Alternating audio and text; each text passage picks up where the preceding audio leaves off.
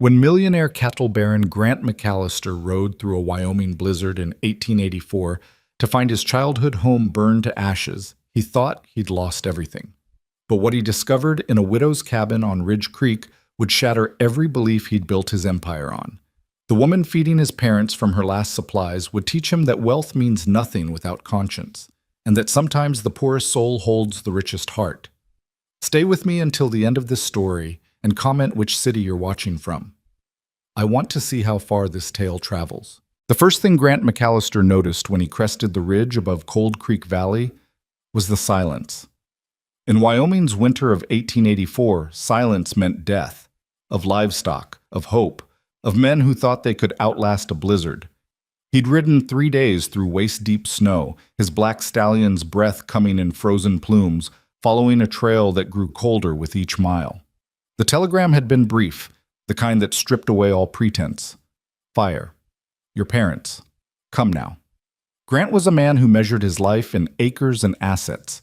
At 32, he owned more land than most men could ride across in a week, commanded crews of cowboys who moved cattle like armies across the territory, and wore custom boots from San Francisco beneath trousers that cost more than a homesteader's monthly wages. People called him King McAllister behind his back, though never to his face. Kings didn't need to hear their titles spoken aloud. But now, as his horse picked through the snowdrifts toward the place where he'd been born, Grant felt every ounce of that kingdom weigh on him like chains. The cabin, or what remained of it, emerged from the white landscape like a broken tooth. Blackened timbers jutted at violent angles from the snow, and the stone chimney his father had built 40 years ago stood alone, a tombstone marking the death of something irretrievable. Smoke still rose in thin ribbons from the ruins, though the fire must have burned days ago. The wind carried the acrid smell of destruction, mixing with the clean bite of winter pine. Grant dismounted before his horse fully stopped, boots hitting the snow with a crunch that echoed too loudly in the stillness. "Ma!" His voice cracked on the word, rusty from disuse and fear. "Pa!" Nothing answered but the wind. He staggered forward, his expensive boots sinking deep, reaching the threshold where the door had once hung. The snow around the ruins was trampled, disturbed by boots and what might have been a struggle. Grant's heart hammered against his ribs as he pushed into the wreckage, scanning for bodies, for signs, for anything that would tell him whether he was a son or an orphan. "They ain't here!" Grant spun, hand instinctively dropping to the Colt at his hip. A figure materialized from the smoke-hazed tree line. Old Ephraim Tate, their nearest neighbor, lantern raised high despite the afternoon light. The old man's face was carved from weather and hard living, every line a story of survival. "Ephraim."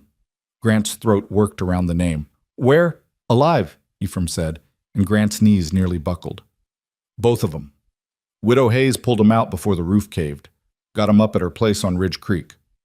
Relief hit Grant like a physical blow, followed immediately by a wave of shame so intense it nauseated him. He'd built an empire. He'd turned a modest ranch into a cattle dynasty that stretched across 3 counties. He'd dined with railroad men and politicians, had been photographed for newspapers in Cheyenne and Denver. And yet he'd left his parents, the people who'd given him life, who'd worked themselves to bone teaching him to read and ride and reckon, alone in a cabin that could burn while he sat in his mansion planning his next acquisition. "Ridge Creek," Grant repeated, his voice hollow. "The Hayes place?"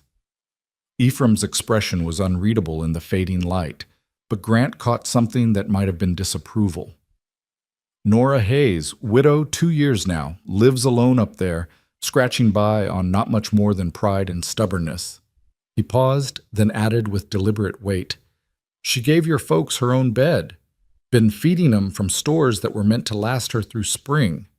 The shame deepened, became something physical lodged in Grant's chest. He looked back at the ruins of his childhood home, at the place where his mother had taught him to read from a Bible by candlelight, where his father had shown him how to mend tack and gentle horses. 3 months. It had been 3 months since he'd made the ride out from his ranch to visit. 3 months of telling himself he was too busy, that spring would be better, that they understood. "How'd it start?" Grant asked. Ephraim's jaw tightened. "Can't say for certain. Your pa thinks it was the lamp, knocked over when he was feeling poorly. But he trailed off, his gaze drifting toward the valley below where other homesteads dotted the landscape like scattered stones. But what?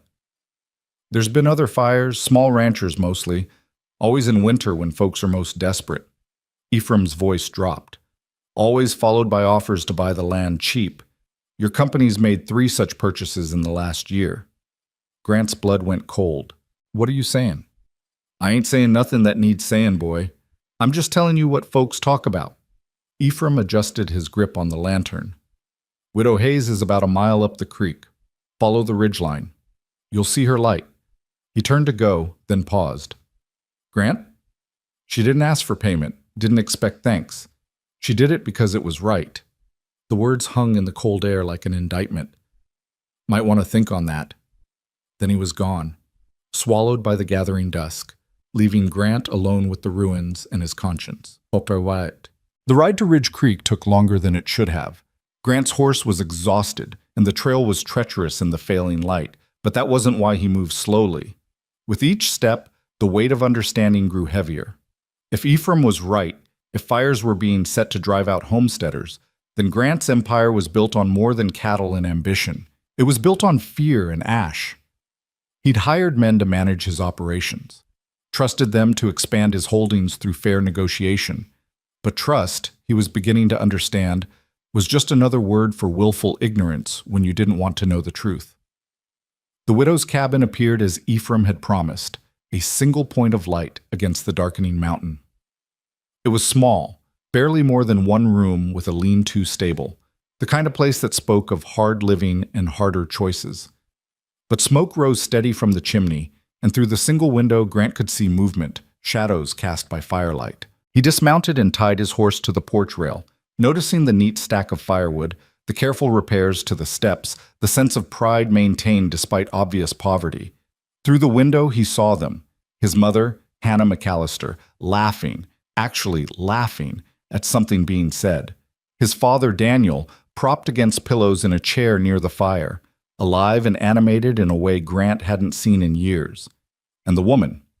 She moved with efficient grace, ladling something from a pot into wooden bowls. She wore a dress that had been mended so many times it was more patch than original cloth, and her dark hair was pulled back in a simple braid. When she smiled at something Hannah said, the expression transformed her entire face, revealing beauty that had nothing to do with youth or ornament, and everything to do with the quality of light in her eyes. Grant raised his hand to knock, then hesitated. Through the window, he watched his mother reach out to touch the widow's arm, saw the easy affection between them, the kind of comfort that comes from shared hardship. He was an intruder here, arriving with his expensive coat and his guilt, ready to rescue people who had already been saved by someone infinitely better than him. He knocked anyway. The conversation inside stopped instantly. Footsteps approached, and then the door opened, bringing with it a wave of warmth and the smell of stew. The widow stood in the threshold, and her eyes, gray as smoke, sharp as winter light, swept over him in assessment. "You're late, Mr. McAllister," she said. Her voice was steady, neither warm nor cold, just stating a fact. From inside, his father's voice, rough but strong. 3 months too late. The words hit like a fist. Grant opened his mouth, found no defense worth offering, and closed it again. The widow studied him for another moment, then stepped back. "You'd better come in," she said. "Your horse looks done for, and so do you." Hassan. The cabin's interior was smaller than it had appeared from outside, made smaller still by the presence of 4 people and the weight of unspoken judgments. The single room served as kitchen, living space, and bedroom, with a curtained alcove in the corner that must have been where the widow slept, or had slept, before she gave up her bed to his parents. Hannah McAllister rose from her seat near the fire, and Grant's breath caught. She looked older, more frail than when he'd last seen her, her gray hair thinner, her hands twisted with arthritis, but her eyes were bright, and when she opened her arms, he went to her like a child. "My boy," she murmured against his chest. "You came." "I'm sorry, Ma. I'm so sorry." She patted his back with those gnarled hands. "Sorry's just words, Grant, but you're here now. That's what matters." His father made a sound, half grunt, half dismissal. Daniel McAllister had been a hard man when Grant was young, harder still after a logging accident took his left hand 20 years ago. He'd taught Grant that sentiment was weakness, that land and livestock were what mattered, that a man measured his worth by what he could build and defend. Looking at him now, wrapped in borrowed quilts in a stranger's home, Grant saw the fallacy of that philosophy laid bare. "Pa," Grant said, moving to kneel beside the chair, "thank God you're—" "Don't."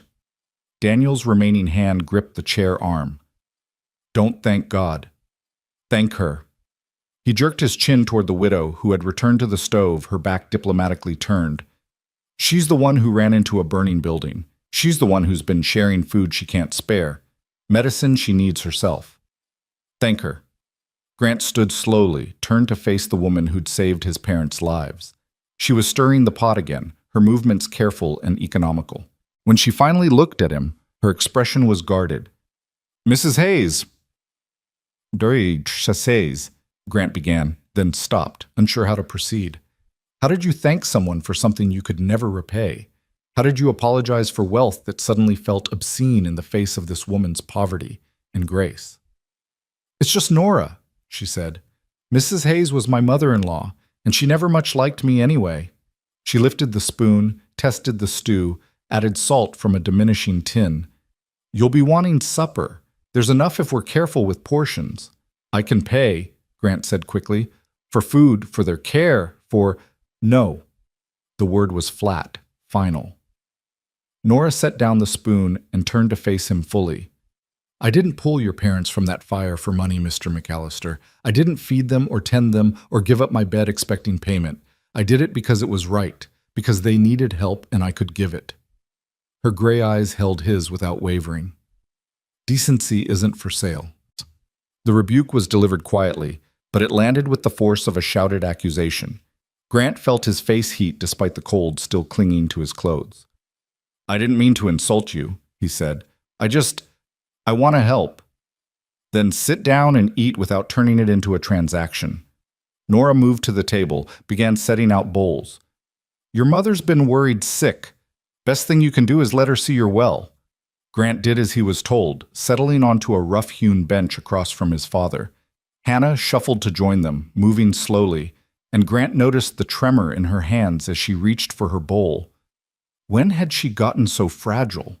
The stew was thin, more broth than substance, with a few vegetables and what might have been rabbit stretched impossibly far. But it was hot and seasoned with care, and Grant watched his parents eat with an appreciation that suggested they'd known real hunger recently. Nora ate last and least, taking only a small portion and focusing on the bread instead. Grant noticed but said nothing, understanding that his notice would be unwelcome. "The house," Hannah said softly, breaking the silence. "Did you see? It's gone, Ma. All of it." Grant forced himself to meet her eyes. "But we'll rebuild. I'll have a crew out here next week. Something better, something fire-safe." Daniel snorted. "With whose money? Yours?" He shook his head. "We don't want your charity, boy. We're not some homesteaders you can buy off with a new barn. Pa, You're trying to fix with money what you broke by neglect." Daniel's voice was steady, merciless. 3 months, Grant. The last letter we sent was September, asking if you could spare a few head of cattle for winter stores. We got no answer. I never received—" Grant stopped, his stomach sinking. He received hundreds of letters at his ranch, sorted by his secretary, prioritized by importance. Had his own parents' request been dismissed as insignificant, filed away under minor correspondence? "Doesn't matter now," Hannah said, always the peacemaker. "You're here. We're alive. Nora's been an angel." "I'm no angel." Nora stood, began collecting the empty bowls. "Angels don't have creditors knocking. Angels don't lie awake wondering how to make winter stores stretch to spring." The bitterness in her voice was subtle but unmistakable. Grant watched her move to the wash basin, her shoulders straight despite exhaustion he could see in every movement. "How long?" he asked quietly. "How long have you been caring for them?" 3 days since the fire, Nora said without turning. They were at the Tate place the first night, but Ephraim's got 8 children and a wife with consumption. No room, really, so I brought them here. 3 days. 3 days of this woman sharing everything she had with strangers because it was right. Grant thought of his mansion, of the unused bedrooms, the pantry stocked with more food than he could eat in a year. The contrast was obscene. "Then I'm staying," he announced. "I'll sleep in the lean-to with the horses. I can help. Chop wood, tend stock, whatever needs doing." Nora's hands stilled in the wash basin. She turned slowly, water dripping from her fingers. "This isn't a hotel, Mr. McAllister, and I don't need your charity any more than your parents need yours." "It's not charity." Grant stood, hat in hands. "It's the least I can do. You said decency isn't for sale. Well, maybe it can be returned. Maybe I can learn something about it." For a long moment, Nora studied him, her expression unreadable. Then, surprisingly, Hannah laughed, a dry, crackling sound. "Let him stay, dear. It'll do him good to remember what work looks like." She smiled at her son with affection tempered by disapproval. "Your father and I raised a cowboy. Somewhere under all that fine tailoring, there might still be one." Daniel grunted what might have been agreement. Nora looked between them, then back at Grant, and finally nodded once, sharply. "Fine. Lean-to's got room if you don't mind the smell of horse. But I expect work, Mr. McAllister. Real work. Not the kind where you tell other men what to do." "Grant," he said. "Just Grant." "Fine. Grant." She turned back to her dishes. "There's an axe outside. Woodpile's low. If you're staying, you'd better make yourself useful before it's too dark to see." Grant found the axe leaning against the side of the cabin, its blade worn but well maintained. The woodpile was indeed low, barely enough for another day, let alone the weeks of winter that remained. He shed his expensive coat, rolled up his sleeves despite the cold, and set to work. The first swing went wide, the blade biting into the chopping block instead of the log. Grant swore, adjusted his grip, tried again. This time he connected, but the split was uneven, the log toppling sideways. Behind him, he heard the cabin door open and close. He didn't look, focusing instead on setting up another log, on remembering the rhythm his father had taught him decades ago. Feet apart, balanced, eye on the target, follow through. The next swing was better, and the next. Soon he found the old pattern, the meditative quality of repetitive work. Swing, split, stack, swing, split, stack. His shoulders began to burn, then his back. Sweat dampened his shirt despite the freezing air. He didn't notice Nora until she spoke. "You're going to hurt yourself swinging like that." Grant looked up, breathing hard. She stood a few feet away, wrapped in a threadbare shawl, watching him with critical assessment. "I'm managing," he said. "You're compensating, favoring your left side." She moved closer, and Grant caught the scent of wood smoke and something herbal. Sage, maybe, or mint. "Old injury? Bull gored me last spring, cracked some ribs." He set up another log, tried to hide the wince as he raised the axe. Nora reached out and stilled his hands. Her fingers were rough with calluses, stronger than they looked. "Stop. You'll split yourself open before you split enough wood to matter." "I can work through it." Pride before practicality. Must be a family trait. She took the axe from his hands, not roughly, but with a firmness that brooked no argument. "Watch." She positioned herself at the block, feet planted wide, and swung. The axe descended in a perfect arc, splitting the log cleanly. She worked through 3 more in the time it had taken Grant to do one, each movement economical and precise. "It's not about strength," she said, handing back the axe. "It's about understanding the wood. See this one?" She pointed to a log with a visible crack. "Split's already started. Work with it, not against it. And this one, another log, this one gnarled with knots. You'll waste energy on that. Set it aside for kindling later." Grant took the axe back, their fingers briefly touching. He tried again, following her guidance, and felt the difference immediately. They worked in silence for a while, Nora stacking what he split, correcting his form with brief comments. The sun sank lower, painting the snow amber and rose, and the temperature dropped further. Grant's hands were raw, his shoulders screaming, but he kept working. This was penance. This was understanding. "Why didn't you leave?" he asked finally, pausing to catch his breath. "After your husband died. Why stay out here alone?" Nora was quiet for so long he thought she wouldn't answer. Then, Where else would I go? Town, family, somewhere easier. Family? She laughed without humor. My people are in Missouri. Didn't approve of Thomas. He was a dreamer, they said. Impractical. When we came west, they told me not to come crawling back when it failed. She picked up another split log, added it to the stack. And it did fail in a way. Thomas died trying to build something from nothing, but I'm still here, still building. That's not failure. That's stubbornness. It's courage, Grant said. No. Nora turned to face him fully, and in the fading light, her features were softened, made beautiful by shadow. Courage is having a choice and making the hard one. I had no choice. This is just survival. You had a choice 3 days ago. You could have let Ephraim deal with my parents. Could have said it wasn't your problem. Your parents are good people. They didn't deserve to die because their son was too busy counting his fortune to visit. The words were harsh, but delivered without particular heat, as if stating a simple fact. Besides, your mother reminds me of mine. Same hands, same way of humming while she works. I couldn't...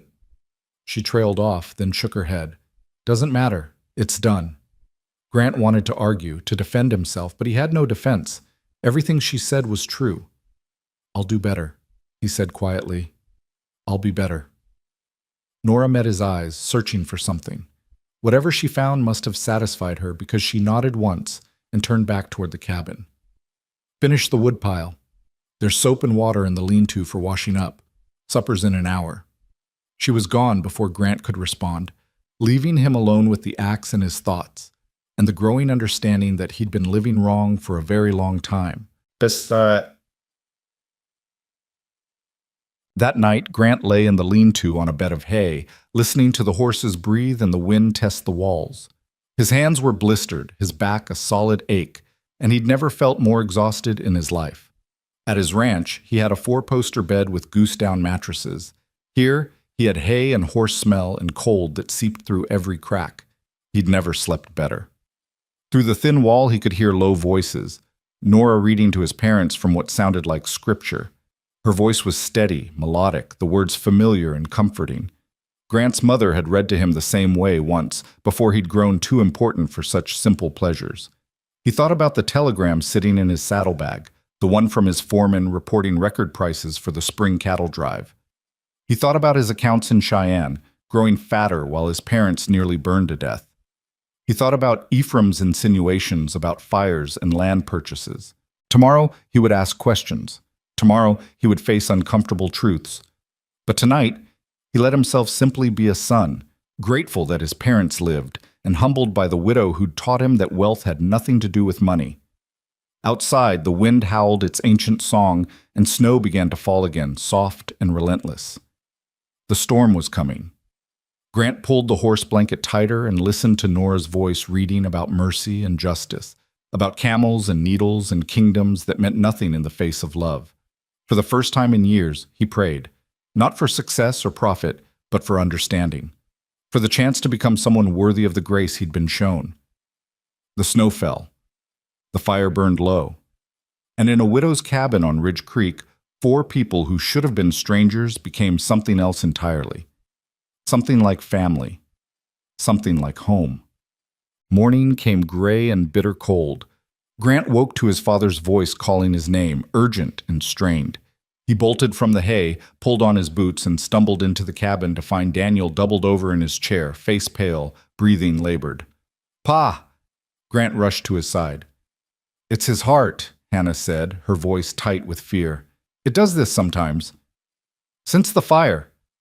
"The smoke." "I'm fine," Daniel gasped, but his grip on the chair arm told another story. Nora was already moving, pulling down jars from a shelf, mixing something with practiced efficiency. "Grant, get him flat." "Hannah, warm water. Now." They moved like a team, Grant lifting his father as gently as possible while Nora prepared what looked like a tea mixture. She brought it to Daniel's lips, supporting his head with surprising strength. "Drink," she ordered. "All of it. Don't argue." Daniel drank, and gradually, agonizingly, his breathing eased. Color returned to his face. The crisis passed, leaving everyone shaken. "What was that?" Grant asked, watching Nora return the jars to the shelf. "Hawthorn mostly. Some valerian for calm." She didn't look at him. He needs a doctor, real medicine. But I don't have money for town doctors, and I doubt they'd come out here in this weather anyway. I'll get him a doctor. You'll what? Nora spun on him, and for the first time he saw real anger in her eyes. Ride 3 days to Cheyenne in a blizzard? Drag some town doctor back here to charge money neither your parents nor I have? Your father needs rest and care and time to heal, not your grand gestures. He's my father. Then act like his son instead of his banker. The words cracked like a whip. You want to help? Stay. Be present. Learn that some things can't be fixed with money thrown at them from a distance. The cabin fell silent, except for Daniel's labored breathing. Hannah looked between them, her expression pained. Grant felt the truth of Nora's words like stones in his chest. You're right, he said quietly. I'm sorry. Nora held his gaze a moment longer, then nodded once and turned away. Storm's getting worse. We're snowed in for at least a few days. Might as well make ourselves useful. And so the days began. Days that would change everything Grant thought he knew about himself, about wealth, about what mattered. Days of learning humility by the fire a widow kept alive, learning grace from people who had nothing but gave everything, learning that sometimes the richest man is the one who understands exactly how poor he's been.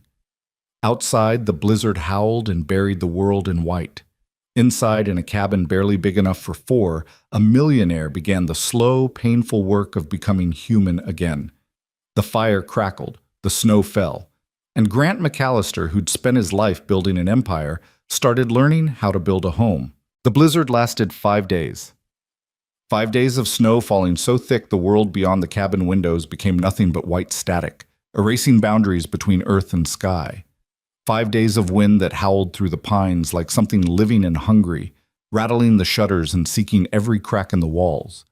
5 days where the 4 people trapped inside learned that proximity doesn't guarantee intimacy. But sometimes, if you're desperate or lucky or both, it forces a kind of truth that distance makes easy to avoid. Grant spent the first morning chopping wood until his hands bled. He worked without gloves, punishing himself with the cold and the pain, splitting logs with a fury born of shame and something deeper he couldn't name. When Nora finally came outside and saw the blood on the axe handle, she didn't say a word. She simply took his hands, led him inside, and cleaned the wounds with water so hot it made him gasp. Martyrdom doesn't impress me, she said, wrapping his palms in strips of cloth torn from what looked like an old petticoat. And it doesn't help anyone. Work smart, not angry. I wasn't angry, Grant protested. Nora's gray eyes met his, and he saw she understood far more than he'd said. Then what were you? He couldn't answer, didn't know how to explain the turbulence inside him, guilt and grief, and the growing awareness that he'd built his entire life on a foundation of sand. So he said nothing, and after a moment Nora nodded as if his silence had confirmed something. Your father needs his dressing changed, she said. Burns on his arm from the fire. I've been using honey and yarrow, but it's not healing right. Maybe you could help. It wasn't a request. Grant followed her to where Daniel sat by the fire, his shirt rolled up to reveal an angry wound that stretched from wrist to elbow. The old man's jaw was clenched against pain he refused to acknowledge. Don't need fussing, Daniel muttered, but his voice lacked its usual force. Then consider it punishment for your stubbornness, Nora said, her tone light but her movements gentle as she peeled away the old bandage. The wound beneath was red and weeping. Grant, hold his arm steady. This will hurt. Grant knelt beside his father's chair and took the scarred forearm in his bandaged hands. Daniel's skin was hot, the muscles beneath tense. When Nora began cleaning the burn with what smelled like sage tea, the old man's breath hissed between his teeth, but he made no other sound. Pa, Grant said quietly, watching Nora work with practiced efficiency. I need to ask you something. Then ask. The fire. You really think it was the lamp? Daniel was silent for a long moment, his eyes fixed on the flames. When he finally spoke, his voice was careful.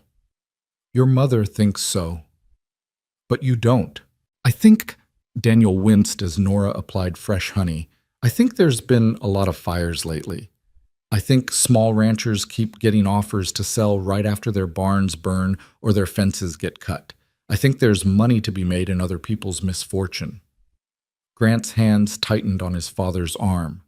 My company, your company, Daniel interrupted, is run by men you hired and then forgot about. Men who report numbers, not methods. When's the last time you asked how a piece of land was acquired, Grant?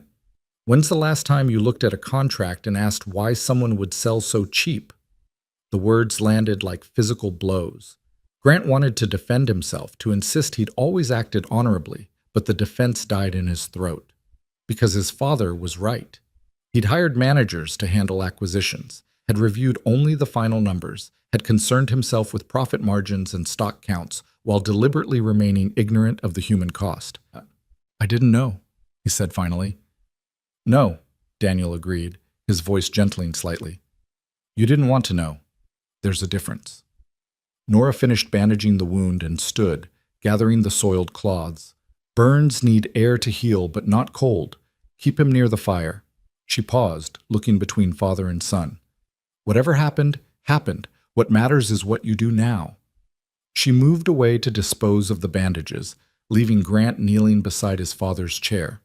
Daniel's good hand came to rest on Grant's shoulder, heavy and warm. I don't hate you, boy, the old man said quietly, but I'm disappointed. You were supposed to be better than me. Instead, you just got richer. The words should have hurt. Instead, they felt like absolution, an acknowledgement that failure was possible, which meant redemption might be too.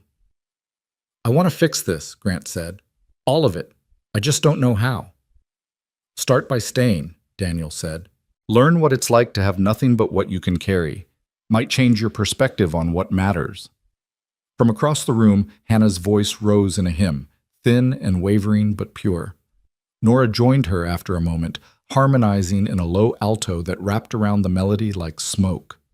Grant listened to them sing about valleys and shadows and fear transformed by faith, and something in his chest cracked open. The snow fell. The fire burned. And Grant McAllister began to understand that being rich and being whole were not the same thing at all. By the second day, cabin fever had set in. 4 people, 1 room, and nowhere to go made everything sharper. Voices, movements, the small irritations of shared space. Hannah fretted over Daniel's cough. Daniel snapped at Hannah's fretting. Nora moved between them with endless patience, though Grant noticed the tension in her shoulders, the way her jaw tightened when Daniel complained about the food or Hannah apologized for the 10th time about being a burden. I'm going to check the horses, Grant announced, needing escape, needing to breathe air that wasn't weighted with unspoken resentment. Take this, Nora said, handing him a bucket. Snow needs melting for water anyway. Outside, the cold hit like a fist, stealing his breath. The world was reduced to shades of white and gray, the lean-to barely visible through the driving snow. Grant pushed through drifts that reached his thighs, finally making it to the shelter where his black stallion and Nora's aging mare stood hip-shot and patient. Hey there, he murmured, running his hand along the stallion's neck. The horse nickered softly, his breath warm clouds in the frozen air. I know. I'm ready to leave too. But even as he said it, Grant realized it wasn't entirely true. Yes, the cabin was cramped and the tension exhausting. But there was something else too, something about the simplicity of life reduced to essential needs.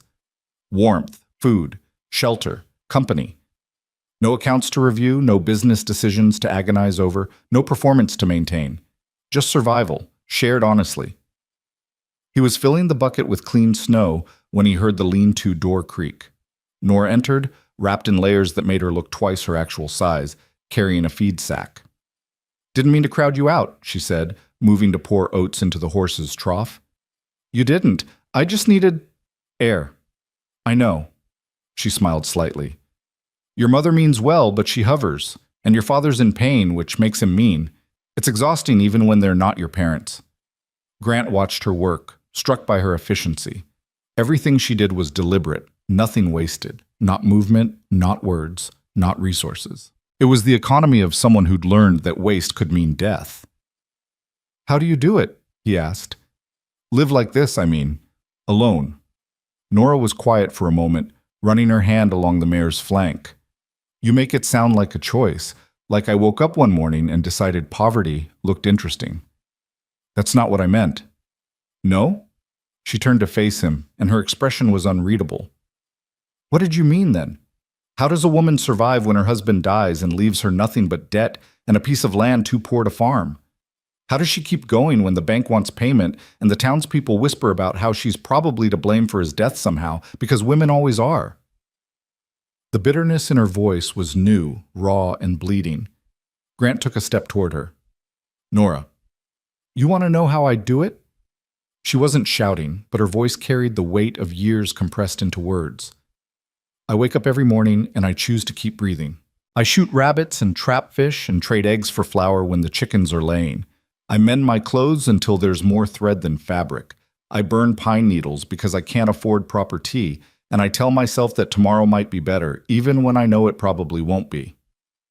Her eyes were bright now, though whether with tears or anger, Grant couldn't tell. He wanted to say something, to offer comfort, but every word that came to mind felt inadequate or insulting. Thomas believed in this place, Nora continued, her voice softening. He said the land was good, that we just needed time and work to make it prosper. He died believing that. Believing in something I knew was a lie even then. She turned back to the mare, her hands gentle on the horse's neck. But I stay because leaving would mean his death was for nothing, and I can't let it be for nothing. Grant understood then. She wasn't talking about land or money or even survival.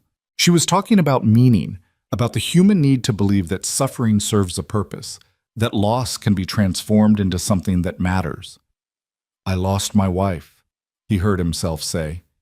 The words came without permission, pulled from a place he'd kept locked for 5 years. Childbirth, the baby too, a son. Nora went very still. I built everything after that, Grant continued.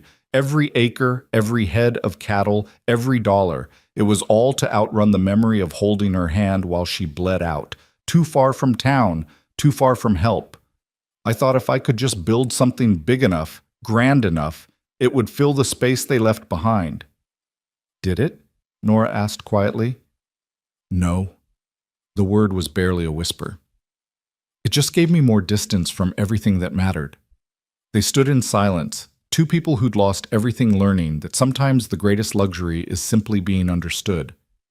Outside, the wind howled. The horses shifted and breathed. And for the first time since Catherine died, Grant let himself remember not just the loss, but the love that made the loss unbearable. Her name was Catherine, he said.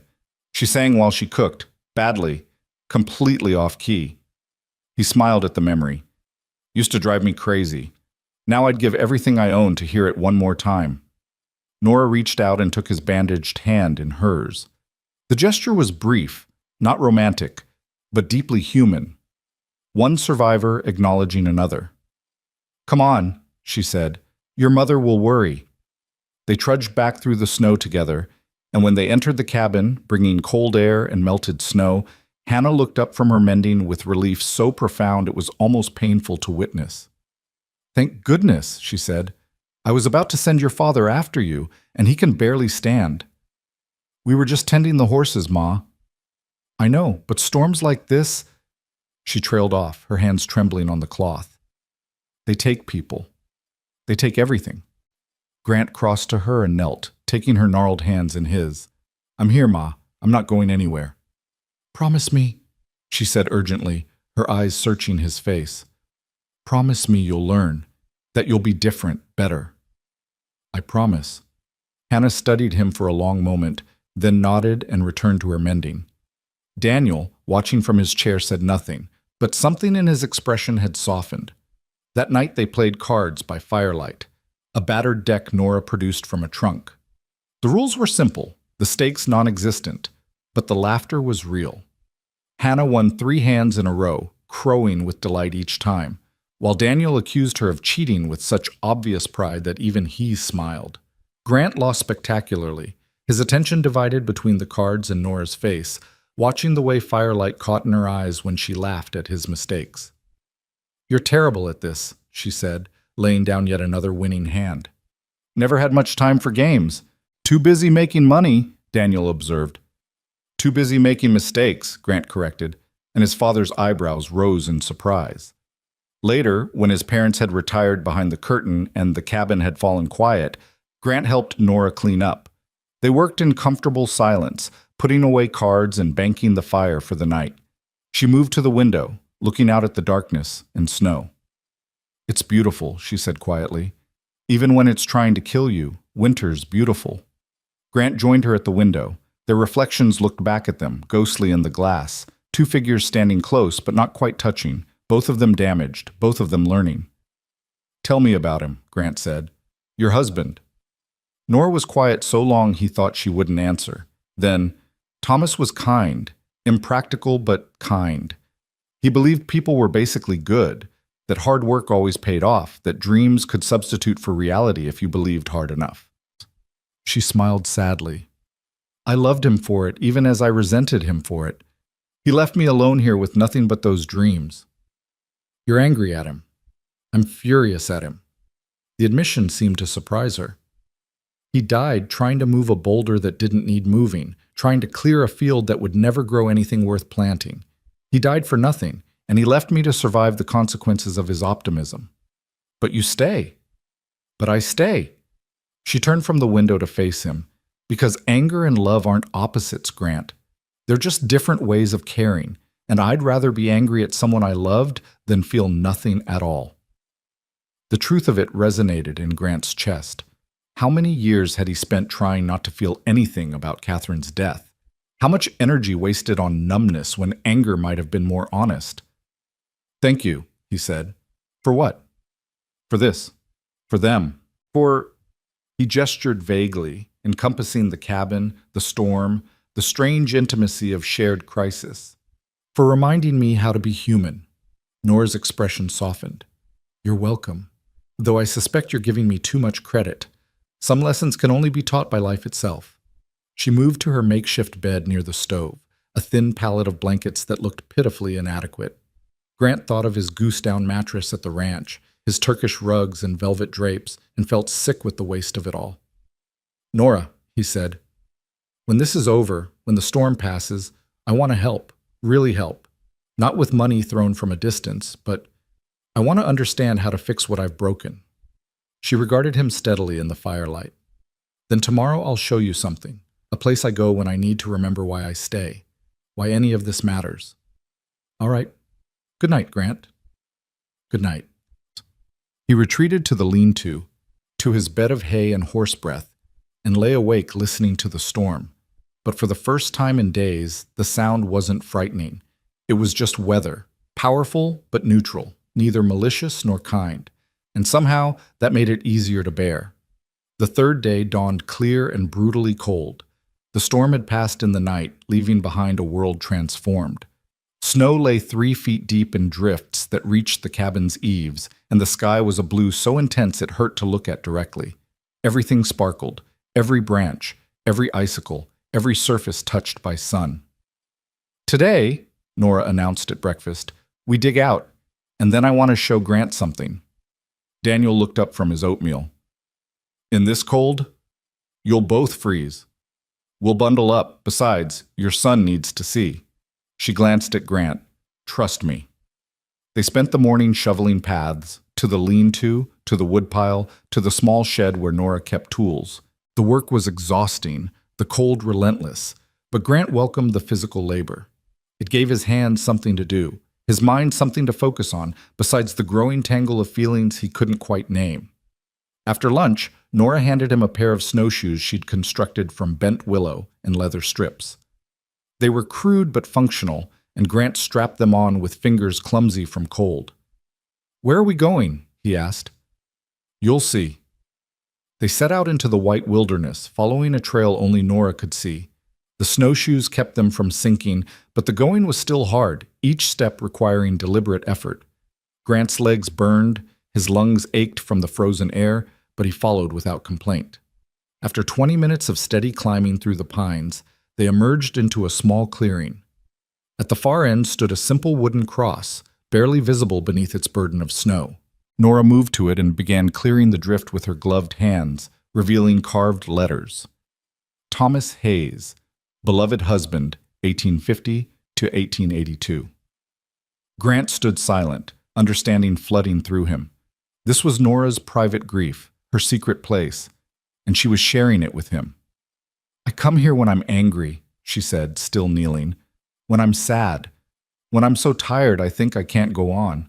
I come here and I tell him everything, how hard it is, how much I hate what he left me with, how much I miss him anyway. And does it help? Sometimes. She stood, brushing snow from her skirts. Sometimes it just reminds me that life continues whether we're ready or not, that we can't bury ourselves with the people we've lost, no matter how much we might want to. Grant moved to stand beside her, looking down at the grave. I never visited Catherine's grave after the funeral, couldn't face it, couldn't bear to see her reduced to stone and dirt. Where is she buried? Cheyenne, City Cemetery. I paid for an expensive monument, fresh flowers every week, made sure she was never forgotten. He laughed bitterly. Easier to pay someone else to remember than to remember myself. Nora was quiet for a moment, then said, You know what Thomas would say if he knew I came here to complain? He'd laugh. He'd say grief is just love with nowhere to go, and that I should stop wasting time being angry when I could be living. She looked up at Grant. He was infuriating that way, always right about the things that mattered. Do you want to live?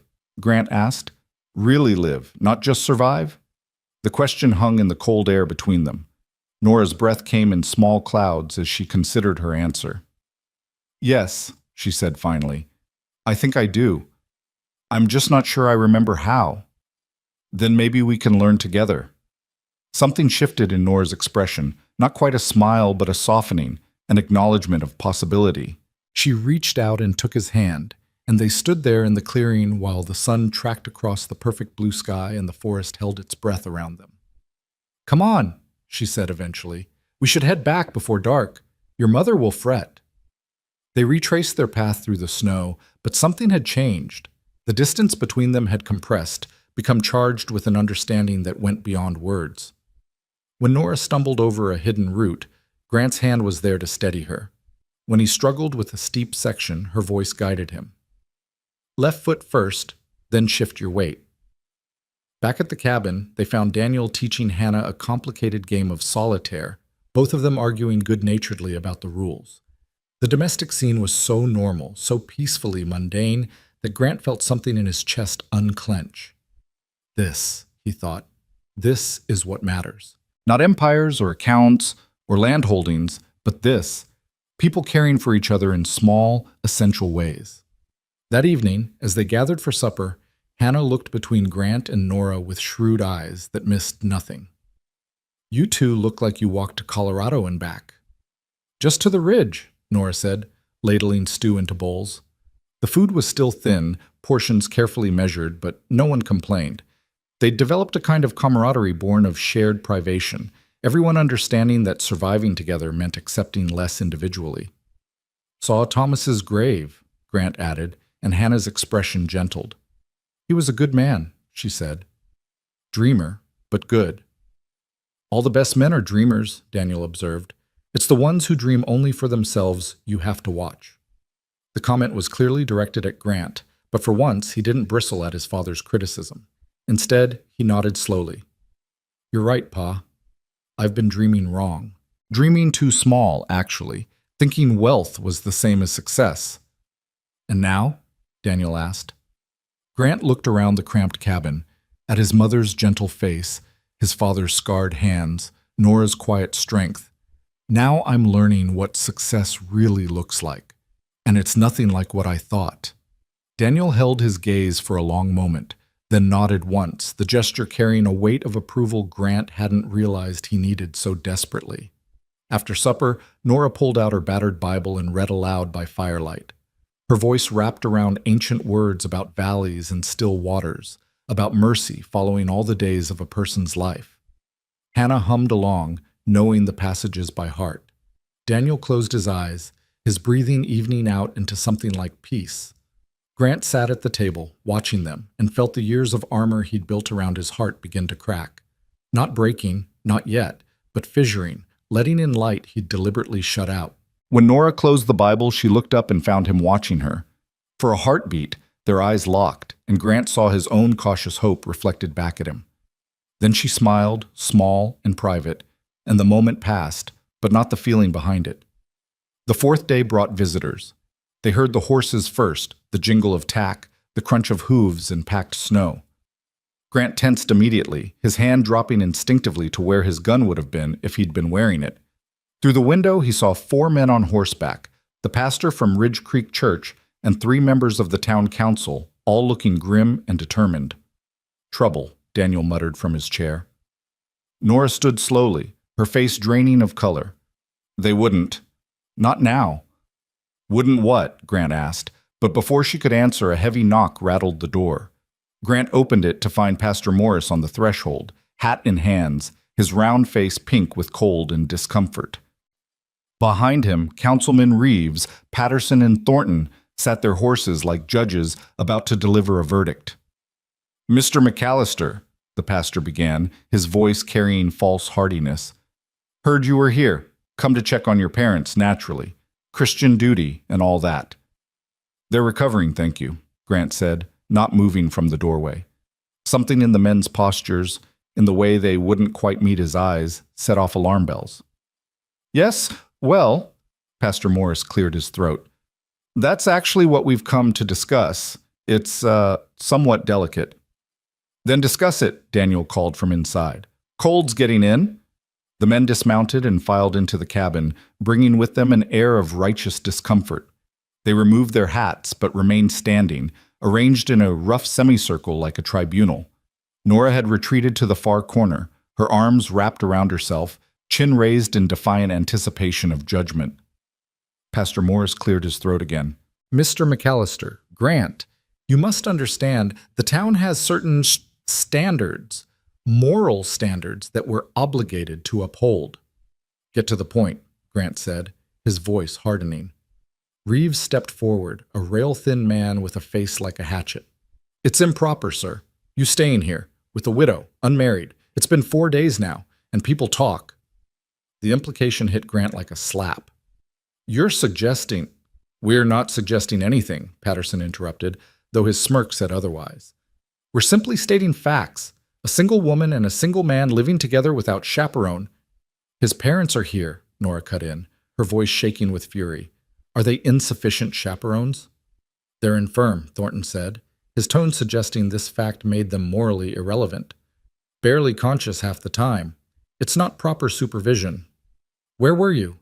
The words exploded from Nora, years of accumulated bitterness detonating. "Where were you when I starved last winter? When I buried my husband with my own hands because no one would help dig the grave? When I nearly froze because I had to choose between firewood and food?" "Mrs. Hayes," Pastor Morris began placatingly. "Don't!" She advanced on them, small but suddenly fierce. "Don't you dare stand in my home, the home I've maintained with no help from anyone, and lecture me about propriety. I saved these people's lives. I fed them from my own mouth. And you come here with your judgments and your whispers as if I'm something shameful?" "No one's saying, sis," Reeves started. "Yes, you are." Nora's voice cracked. "You're saying I'm a scandal, that kindness is suspicious, that a woman can't show basic human decency without it being twisted into something ugly." Grant wanted to speak, to defend her, but the words tangled in his throat. Fear gripped him, not of scandal, but of something deeper. What if they demanded he leave?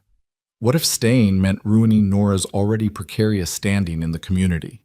What if the choice came down to protecting his reputation or protecting her?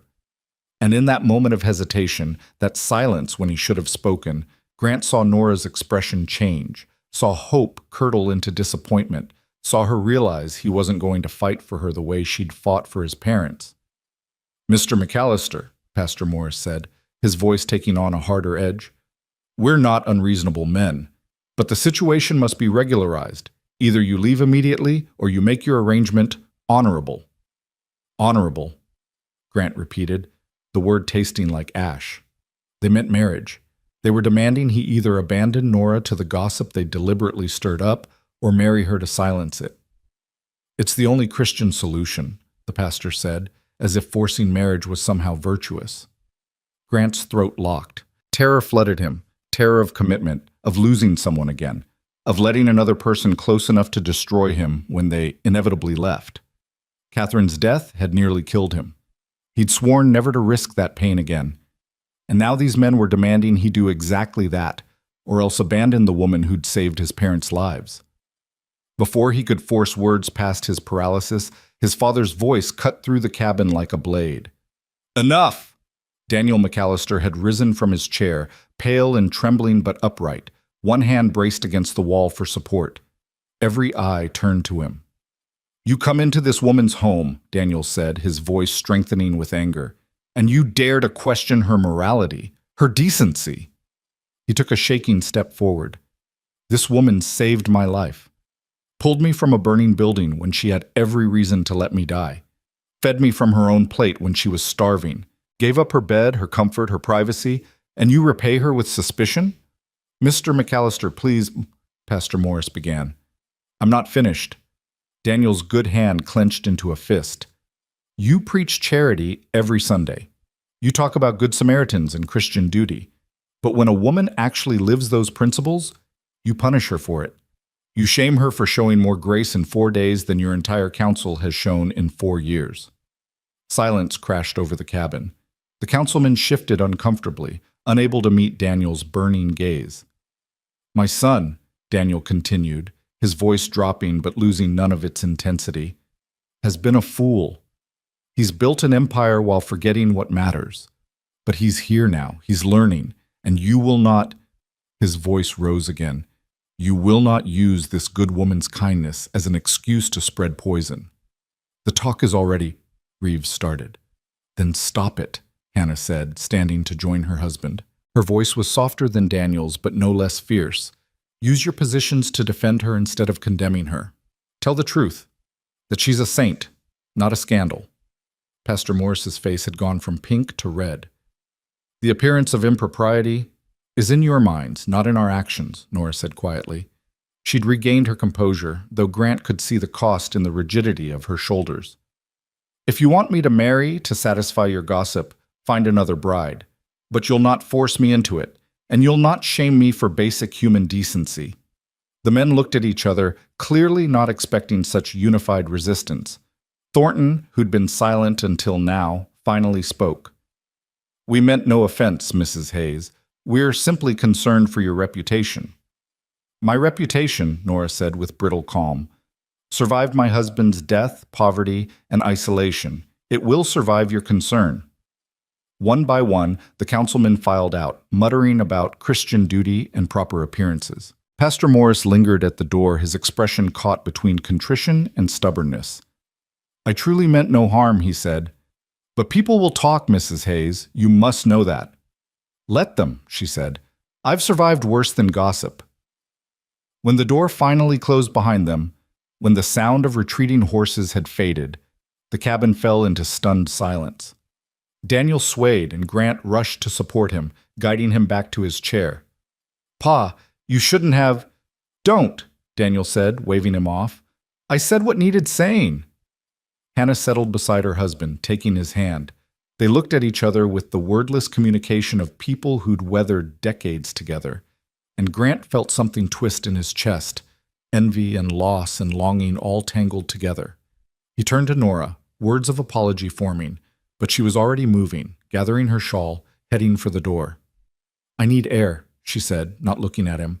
"Nora, just give me a moment. Please." She was gone before he could respond, the door closing behind her with devastating quiet. Grant stood frozen, shame burning through him hotter than any fire. "You going to let her go?" Daniel asked, his voice rough but not unkind. "I don't know what to say." "Start with the truth," Hannah suggested. "Tell her why you're afraid." "She knows why." "Does she?" His mother's gaze was penetrating. "Or does she just know you're afraid? There's a difference, Grant. Fear with explanation is honest. Fear without it is just cowardice." The words landed like stones in still water, sending ripples through everything Grant thought he understood about himself. He grabbed his coat and followed Nora into the cold. He found her at the woodpile, not cutting, but simply standing, staring out at the mountains. The sun was setting, painting the snow gold in rows. She didn't turn when he approached. "I'm sorry," Grant said. "For what?" Her voice was flat. "For hesitating? For almost letting them force your hand? For proving that kindness always gets punished in the end? For being afraid." That made her turn. Of what? Marriage? Commitment? Or just me specifically? Grant forced himself to meet her eyes. Of losing someone again. Of letting myself care and then watching them die. Catherine, when she died, it nearly destroyed me. I swore I'd never put myself through that again. "So you built walls instead of a life?" "Yes." The admission hurt, but it also felt like relief, like lancing an infected wound. I built walls and filled the space behind them with money and land and anything that couldn't abandon me. And when my parents needed me, when real people with real needs called out, I didn't hear them, because I'd gotten so good at not hearing anything that might hurt. Nora's expression softened fractionally. "I understand being afraid. I'm terrified every single day, of failing, of starving, of dying alone and unmourned. But I choose to keep living anyway, to keep trying, because the alternative is just existing, and that's not enough." "You're right." "I know I am." She wrapped her arms around herself, shivering. "Those men, they weren't wrong about one thing. You staying here has complicated my life, made me a subject of gossip I can't afford. But even knowing that, I'd do it again because it was right, and I'm tired of apologizing for doing right." Grant stepped closer, drawn by something he couldn't name and couldn't resist. "Then don't apologize, and don't let them shame you. You're the best person I've ever met, Nora Hayes, the truest. And if staying here causes you trouble, then I'll find a way to fix it. Not with money or grand gestures, but with—" He stopped, uncertain how to finish. "With what?" she prompted. "With presence," he said finally. "With showing up. With being the kind of man who deserves to stand beside someone like you instead of hiding behind walls of my own making." Nora studied him for a long moment, her gray eyes searching his face for truth or lies. Whatever she found must have satisfied her because she nodded slowly. "All right," she said. "Then stay. Not because anyone's forcing you, not to protect my reputation or satisfy gossips. Stay because you want to, because you're learning something that matters." "I want to," Grant said. "More than I've wanted anything in years." "Good." She turned back toward the sunset, and after a moment, Grant moved to stand beside her. Not touching, but close. Close enough that he could feel her warmth, hear her breathing, exist in the same space without needing to fill it with words. They stood together as the sun sank behind the mountains and the first stars pricked through the darkening sky. The cold deepened, became biting, but neither of them moved, because sometimes the most important thing is simply being present. Choosing to stay when leaving would be easier, choosing to feel when numbness would be safer. Finally, Nora spoke, her voice quiet but steady. "Stillness isn't weakness, Grant. It's where healing starts." "I'm beginning to understand that." "Good," she said again. Then, surprising him, "Your hand is bleeding." He looked down and saw fresh blood seeping through the bandages from earlier. In his haste to follow her, he'd split open the wounds. "Come on," Nora said, taking his arm. "Let's get you cleaned up before your father delivers another lecture." They walked back to the cabin together, and when they entered, Daniel and Hannah looked up with matching expressions of relief. The fire had burned low, and Grant moved to feed it while Nora gathered fresh bandages. "All settled?" Daniel asked. "For now," Grant replied, settling beside his father while Nora unwrapped his hands.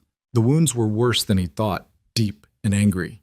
"You need to be more careful," she chided, cleaning them with gentleness that belied her stern tone. "I know." "Do you?" She looked up, and her eyes held a challenge. "Because careful isn't just about physical wounds. It's about guarding what matters, about understanding that some things, once broken, can't be mended with cloth and honey." Grant understood she wasn't talking about his hands anymore. "I'll remember." "See that you do." She finished the bandaging in silence, then moved to prepare supper from their dwindling stores. Grant noticed how little she took for herself, how she made sure Hannah and Daniel ate first. The self-sacrifice was unconscious, automatic, and it made his chest ache. That night, After his parents had retired and Nora had settled onto her pallet by the stove, Grant lay in the lean-to and stared at the darkness. He could hear the wind picking up again, promising another storm. Could hear his father's labored breathing through the wall, his mother's soft snoring. Could hear, when he strained, the sound of Nora shifting on her inadequate bed, probably cold, probably uncomfortable, giving up everything so others could merely survive. And Grant understood, finally, what his father had meant about being better, rather than just richer. Understood that Catherine's death hadn't been a punishment, but a tragedy, and that honoring her memory didn't mean never loving again. It meant living fully, bravely, in defiance of loss. He thought about Nora's hands cleaning his wounds, about her voice reading scripture, about the way she'd faced down the town council with nothing but truth and courage, about how she chose every day to keep living, keep trying, keep being impossibly, stubbornly good.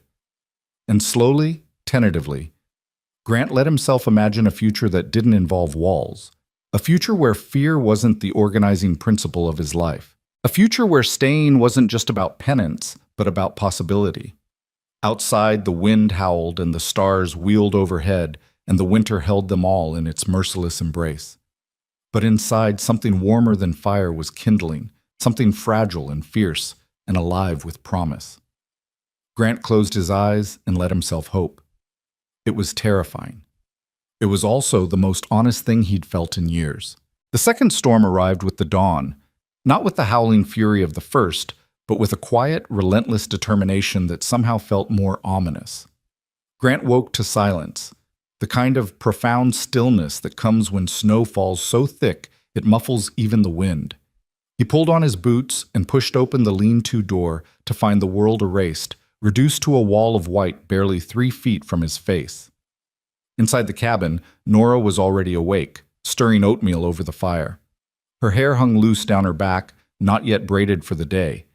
And in the early light, she looked younger, less burdened. She glanced up when he entered, and something passed between them. A recognition of the previous night's conversation, an acknowledgement that things had shifted in ways neither could fully articulate yet. "Morning," she said simply. "Morning." Grant moved to the window, peering out at the obliterated landscape. How long will this one last? Hard to say. Could be hours, could be days. She didn't sound particularly concerned, just resigned. "We've got food for another week if we're careful, firewood for longer. And after that? After that we pray for spring." She smiled slightly, stirring the pot. "But spring's still months away, so best not to think too far ahead." Daniel emerged from behind the curtain, moving slowly, one hand pressed to his chest. The color in his face was better than yesterday, but Grant noticed the careful way his father eased himself into the chair, the shallow quality of his breathing. "Pa, you all right?" "Fine as a man with half a heart can be." Daniel waved off concern with his remaining hand. "Stop hovering, makes me feel like I'm dying." "You are dying," Hannah said, appearing behind him with a blanket. "We all are, just at different speeds. That's no excuse for refusing to be cared for." "Woman's got an answer for everything," Daniel muttered, but he let her tuck the blanket around his shoulders without further protest. They ate breakfast in companionable quiet, the oatmeal stretched thin with water and sweetened with the last of Nora's honey. Grant watched his parents together, the small touches, the wordless communication, the way Hannah anticipated Daniel's needs before he voiced them. 50 years of marriage, he calculated. 50 years of choosing each other daily, building a life from accumulated moments of grace and compromise. "What are you thinking?" Nora asked, catching him staring. "That I've wasted a lot of time." "Then stop wasting more," Daniel said bluntly. "Time spent regretting the past is time stolen from fixing the future." Grant nodded slowly, then turned to Nora. "Tell me about the land." "Your land. What made Thomas think it could work?" Nora set down her bowl, surprise flickering across her face. "Why do you want to know?" "Because I need to understand. Everything. What he saw here, what you see. What keeps you fighting for a dream that might be impossible?" She was quiet for a moment, her gaze distant. "There's a valley about 2 miles north. Thomas found it our first spring here, protected by ridges on 3 sides, south-facing, with a creek that never runs dry. The soil there is rich, not like the rocky hardscrabble near the cabin. He said it was perfect for hay, maybe even wheat if we could clear enough timber. But you never cleared it. Thomas died before we could start, and I couldn't do it alone. Her voice was matter of fact, but Grant heard the frustration beneath. I'm strong enough for most work, but felling trees, moving boulders, that takes equipment and muscle I don't have. So the valley sits empty while I scratch by on the poor land near the cabin. Grant looked at his father, saw the calculating expression he recognized from his own face when planning a business venture. Could it work? Really? Depends, Daniel said. Good soil, protected location, reliable water, those are the essentials.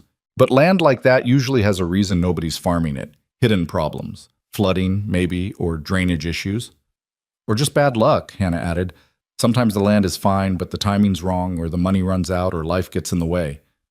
I want to see it, Grant said abruptly. The valley. Today. Nora laughed, gesturing at the window where snow fell in an impenetrable curtain. In this? When it clears, then. Tomorrow? Next week? Whenever. I want to understand what Thomas saw. She studied him with those searching gray eyes. Why? Because Grant hesitated, trying to put inchoate feelings into words. Because maybe some dreams aren't impossible. Maybe they just need different dreamers, people with different resources or skills or perspectives. You want to fix it, Nora said slowly. Turn Thomas's dream into reality. I want to help you turn it into reality. There's a difference. Daniel made a sound that might have been approval. Hannah smiled into her oatmeal, and Nora, after a long moment, nodded once. All right, when the snow stops, I'll show you. But Grant, she leaned forward, her expression intense. Don't make promises you can't keep. I've had enough disappointment. I'd rather have nothing than false hope. I understand. Do you? She held his gaze. Because hope is dangerous when you're barely surviving. It makes you careless, makes you bet on futures that might never come. I can't afford carelessness. Then I'll be careful with your hope, Grant said quietly. I'll treat it like the precious thing it is. Something shifted in Nora's expression. Not quite trust, but perhaps the willingness to consider trust. She nodded again and stood to clear the breakfast dishes, ending the conversation but not the current of possibility running beneath it. The snow fell all that day and into the night. They passed the hours in small, essential tasks, mending clothes, reading aloud, playing quiet games of cards. Daniel taught Grant a complicated form of solitaire that required strategy and patience, both of which Grant lacked. Hannah and Nora worked together on a quilt, their needles flashing in the firelight, creating beauty from scraps.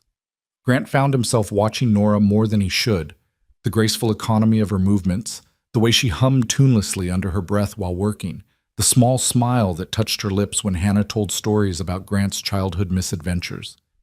He was memorizing her, he realized, cataloging details in case this strange, suspended time ended and real life rushed back in to sweep them apart.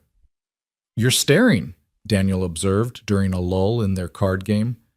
Grant jerked his attention back to his father. I was thinking. About her.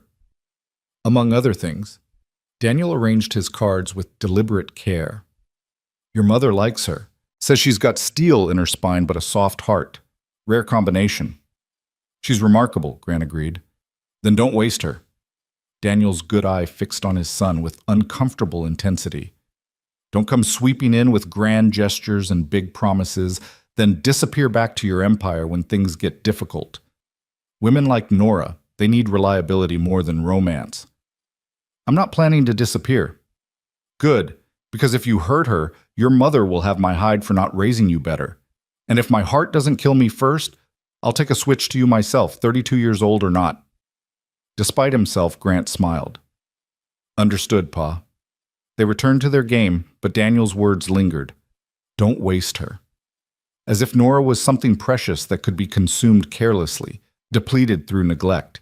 As if love was a resource to be stewarded rather than a feeling to be indulged. That night, unable to sleep, Grant lay in the lean-to and thought about stewardship. He'd been a careful steward of his cattle, his land, his financial interests. He tracked every dollar, every acre, every head of livestock with meticulous attention. But he'd been reckless with people, with his parents, his employees, the communities his business touched. He treated human beings like numbers on a ledger, valuable only insofar as they contributed to his bottom line. The realization was nauseating. How many lives had he disrupted without knowing or caring? How many families displaced by land acquisitions he'd never bothered to question? How many small ranchers squeezed out by practices he'd authorized without understanding their human cost? Ephraim's words came back to him.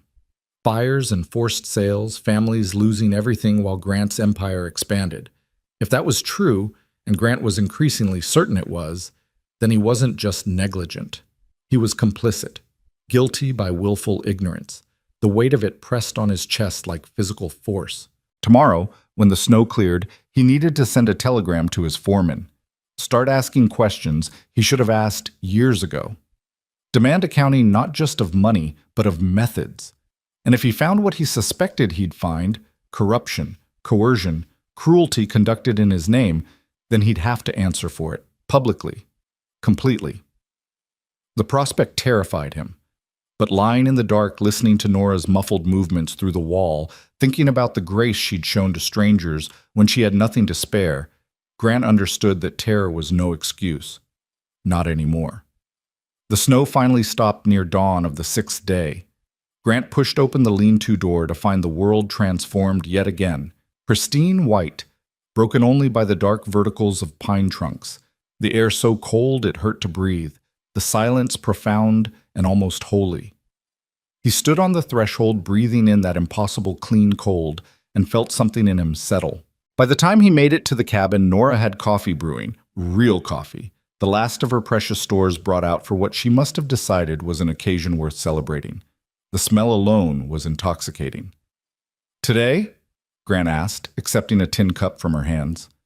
"Today," she confirmed, "before another storm comes. Dress warm."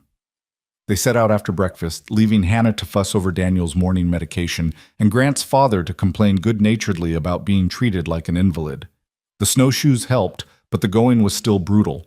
Thigh-deep drifts between the trees, hidden obstacles that caught their feet, the constant effort of simply moving forward. Nora led the way, following paths only she could see, occasionally pointing out landmarks, a lightning-split pine, a creek bed visible only as a depression in the snow, a rock formation like a crooked finger pointing skyward. They walked for nearly an hour, Grant's legs burning with effort, before Nora stopped at the top of a small rise. "There," she said simply. Below them spread a valley that took Grant's breath away. Protected by ridges exactly as Nora had described, facing south to catch maximum sunlight, perhaps 50 acres of relatively flat ground, broken only by scattered pines and the silver thread of a creek. Even buried under snow, the land's potential was obvious. The gentle slope that would aid drainage, the natural windbreaks, the perfect orientation for crops.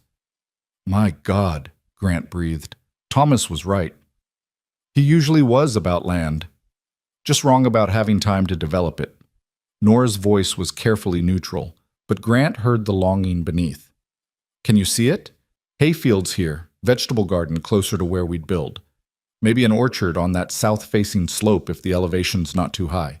Barn in that protected corner. Why not use this land instead of the cabin site? Because I'd need to build everything from scratch. Shelter, fences, storage. That takes money and manpower I don't have. The cabin exists. I can survive there, even if I can't prosper." Grant turned to face her. "What if you had help? Real help, not just talk?" Nora's expression turned wary. "Grant, hear me out, please." He gestured at the valley. "This land could support a real operation. Hay for sale, crops for market. It's exactly the kind of property my company usually acquires, except..." He paused, choosing words carefully. "Except I don't want to acquire it. I want to help you develop it, as a partner, not an owner. I can't pay you back." "I'm not asking you to. I'm asking..." He stopped, struggling to articulate something he barely understood himself. "I'm asking for a chance to do something right, to build something that helps instead of hurts, to invest in a person and a place instead of just numbers on a ledger." Nora looked at him for a long moment, then back at the valley. "It would take years, enormous effort. There's no guarantee it would work." Most worthwhile things don't come with guarantees. And when you get bored, when your business needs you back in Cheyenne, or some better opportunity comes along, what happens to my dream then? The question was fair, the concern legitimate. Grant thought about his mansion standing empty, about business affairs he'd delegated to men he didn't trust, about an empire built on foundations he'd never properly examined. Then the dream stays yours, he said finally. I'll sign papers making it legal. Any improvements, any investments, they belong to you and your land. I'm not looking for ownership, Nora. I'm looking for purpose. She studied his face, searching for truth or deception. Why? Because since I've been here, living in your lean-to and eating your food, and watching you give everything you have to strangers who needed it, his voice caught. I've remembered something I forgot. That wealth means nothing if it doesn't serve life. That success without purpose is just accumulation. And I'm tired of accumulating. I want to build, really build, something that matters. Nora turned back to the valley, her breath coming in small clouds. When she finally spoke, her voice was barely audible over the wind. Thomas died in that valley, trying to move a boulder near the creek so he could redirect water flow. The boulder shifted, crushed his leg.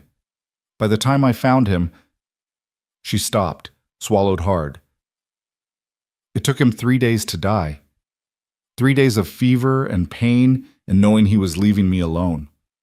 Nora. So yes, she continued, her voice strengthening. I want to develop this land. I want to turn Thomas's dream into reality, but I won't let it kill anyone else.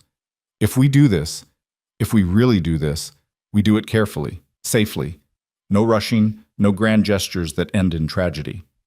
Agreed, Grant said immediately. Slow and steady. We take our time, do it right. And you commit. She turned to face him fully, her gray eyes fierce. Not to me romantically, I'm not asking for that. But commit to this project, to seeing it through. Because I can't survive another abandonment, Grant. I don't have the strength. The vulnerability in that admission nearly broke him. Grant wanted to promise her everything, devotion, constancy, a future free from abandonment or loss.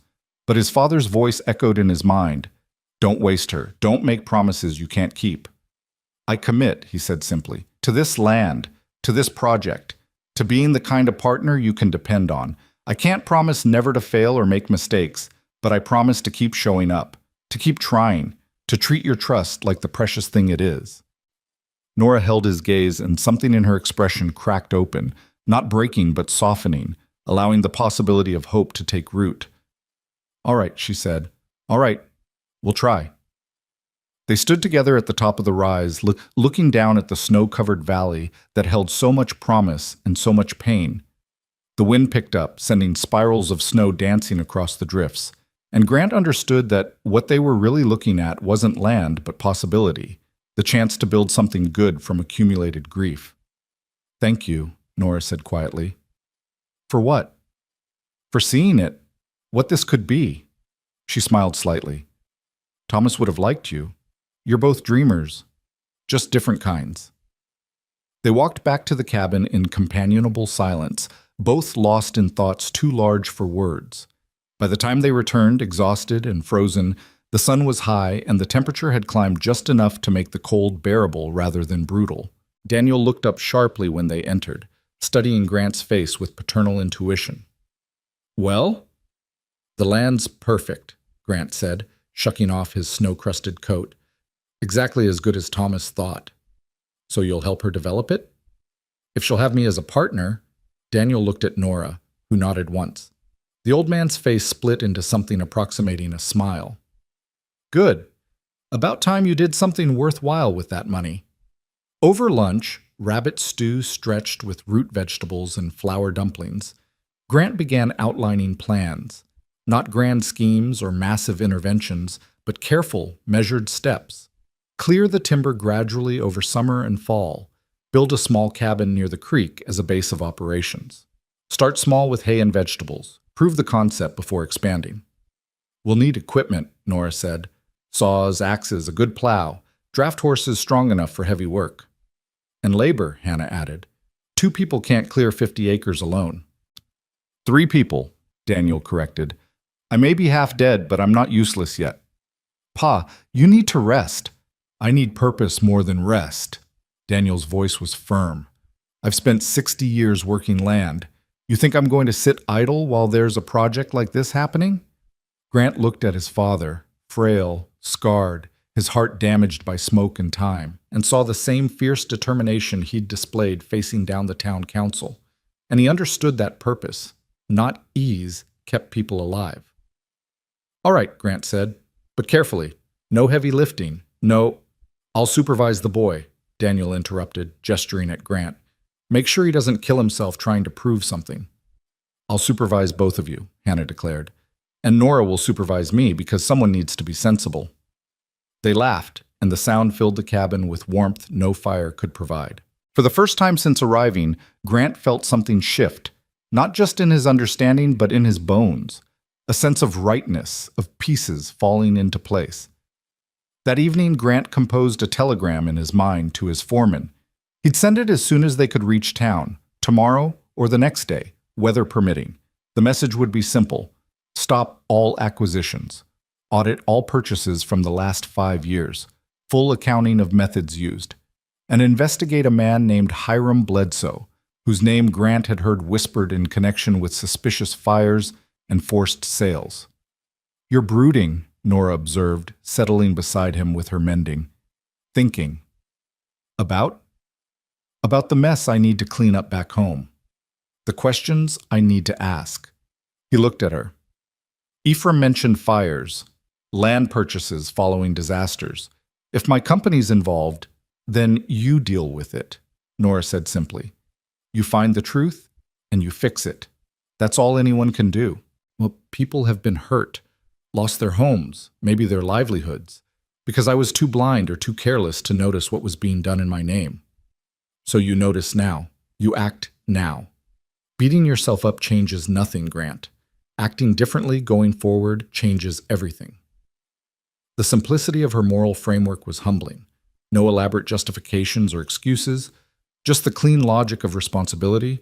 Wrong was wrong, regardless of intent, and the only redemption came through different choices. You're right, he said. I usually am. She smiled slightly, her needle flashing as she repaired a tear in what looked like one of his father's shirts. It's both my best quality and my most annoying one. They worked in silence for a while, Nora mending and Grant helping Hannah prepare tomorrow's bread dough. The domestic intimacy of it was strange and comforting, just people doing necessary work together, no performance or pretense required. Later, after his parents had retired and the cabin had settled into night's quiet rhythms, Grant found himself standing at the window beside Nora, both of them staring out at the star-scattered darkness.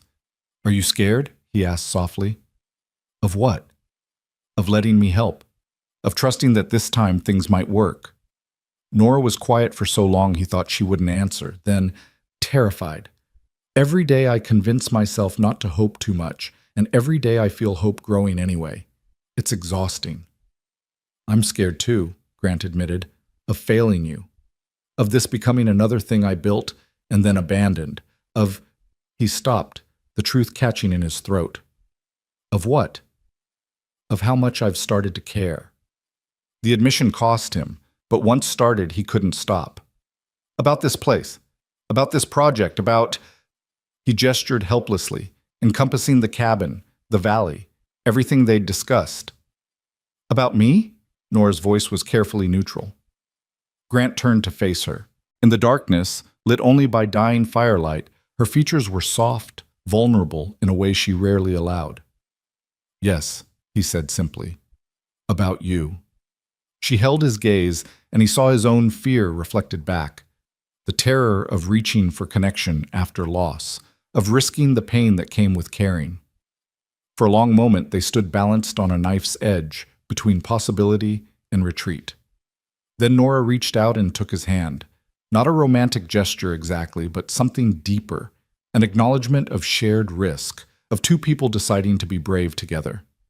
Then we'll be scared together, she said. And we'll work anyway, build anyway, try anyway. Deal. They stood like that for another moment, hands clasped, before Nora pulled away and moved toward her pallet by the stove. Good night, Grant. Good night, Nora. But before he could leave, her voice stopped him. Grant, thank you for seeing what this land could be, for seeing what I could be. I'm just seeing what's already there, he said. You've been remarkable all along. I'm just finally paying attention. He left before she could respond, retreating to the lean-to and his hay bed. But he carried the warmth of her hand in his, the sound of her voice speaking his name, the fragile hope growing between them like spring grass through snow. Outside, the stars wheeled overhead in their ancient patterns.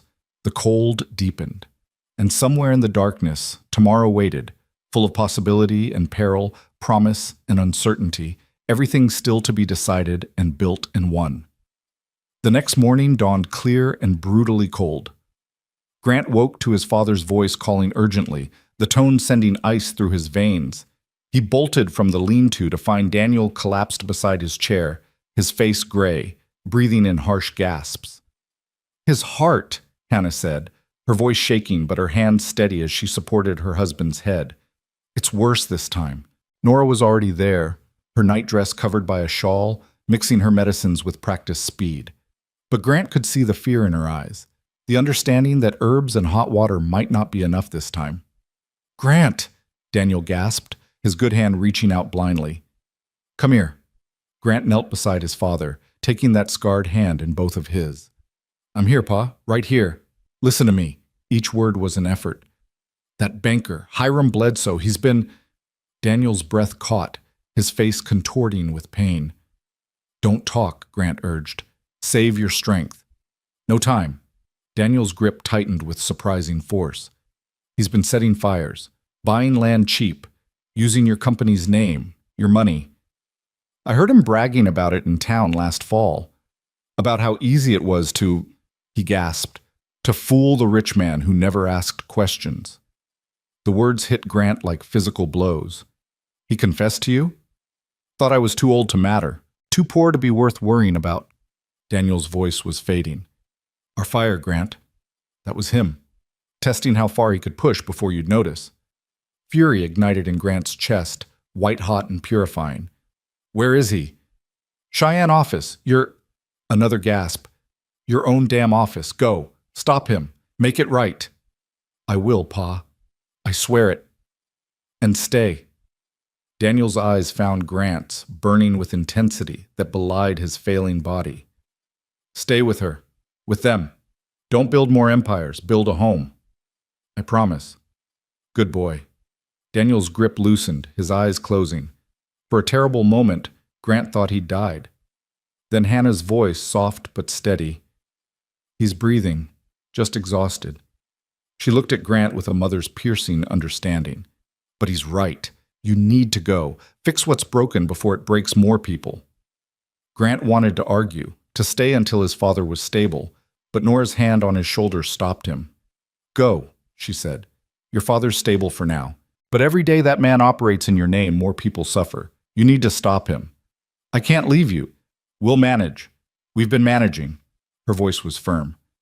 This is part of building something right, Grant, tearing down what's wrong first. She was right. They were all right. And sitting here while Bledsoe continued his crimes would make Grant complicit in everything that followed. I'll be back, he said. 1 week? 2 at most. And I'll bring supplies. Medicine. Just bring yourself back, Hannah interrupted. That's all we need. Grant looked around the cabin, at his father's pale face, his mother's worried expression, Nora's steady gray eyes. This was his family now. Not by blood necessarily, but by choice, by shared struggle and growing trust. 1 week, he repeated. Then to Nora. Take care of them. I will. And Grant? She moved closer, her voice dropping. When you face him, this Bledsoe, don't let anger make you reckless. Smart and steady wins. Remember? Smart and steady, he agreed. I'll remember. He packed quickly, taking only essentials. His black stallion was rested, ready for hard travel. As Grant saddled him in the pre-dawn darkness, his hands moved with automatic efficiency while his mind raced through implications and plans. Hiram Bledsoe. He could picture the man now, his chief land agent, hired 3 years ago with impressive credentials and aggressive acquisition strategies. Grant had praised him at board meetings, held him up as an example of results-driven management, and all the while, Bledsoe had been building a criminal empire inside Grant's legitimate one, using Grant's money and name as camouflage. The rage that thought inspired was cold and focused. This wasn't about personal betrayal, it was about justice for families burned out of their homes, for homesteaders pressured into selling, for every person Bledsoe had hurt while Grant looked the other way.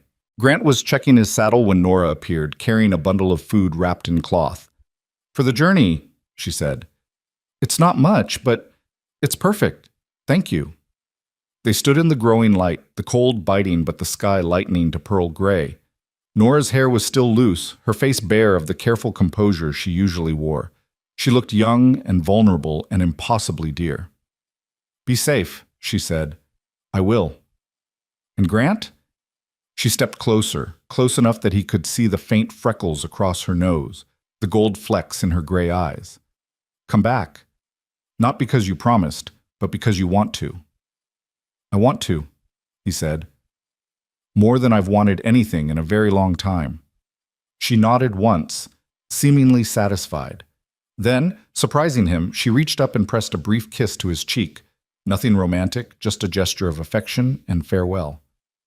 "Go," she said. "Stop the bad man. Save the day. All that heroic nonsense." He laughed despite the gravity of what lay ahead. "I'll do my best. I know you will. That's why I trust you." Grant mounted his horse, took one last look at the cabin where he'd learned more in a week than in years of supposed success, and turned his stallion toward the valley and the long road to Cheyenne. Behind him, Nora stood watching until he disappeared into the trees. The smoke from the cabin chimney rose straight up in the still air. The sun crested the ridge, painting everything gold. And in that moment, everything felt balanced between ending and beginning, between what had been and what might yet be built. Grant rode hard through the snow-packed trails, his mind already racing ahead to confrontations and reckonings. But part of him remained in that cabin on Ridge Creek, wrapped in the warmth of Nora's trust and his father's faith and the fragile hope that maybe, just maybe, it wasn't too late to become someone worth being. The cold bit deep. The trail stretched endlessly ahead, and Grant McAllister, millionaire cowboy, rode toward either redemption or ruin, determined to face whatever he found with the truth as his only weapon and the memory of a widow's courage as his only shield. The ride to Cheyenne took 3 days of hard travel through snow that alternated between treacherous ice and knee-deep powder. Grant pushed his stallion as hard as he dared, stopping only when darkness made the trail impossible, or when the horse's heaving sides told him another mile would be cruelty. He slept in his bedroll under pine trees, ate Nora's provisions sparingly, and let the cold keep him alert when exhaustion threatened to drag him from the saddle. Each mile brought clarity.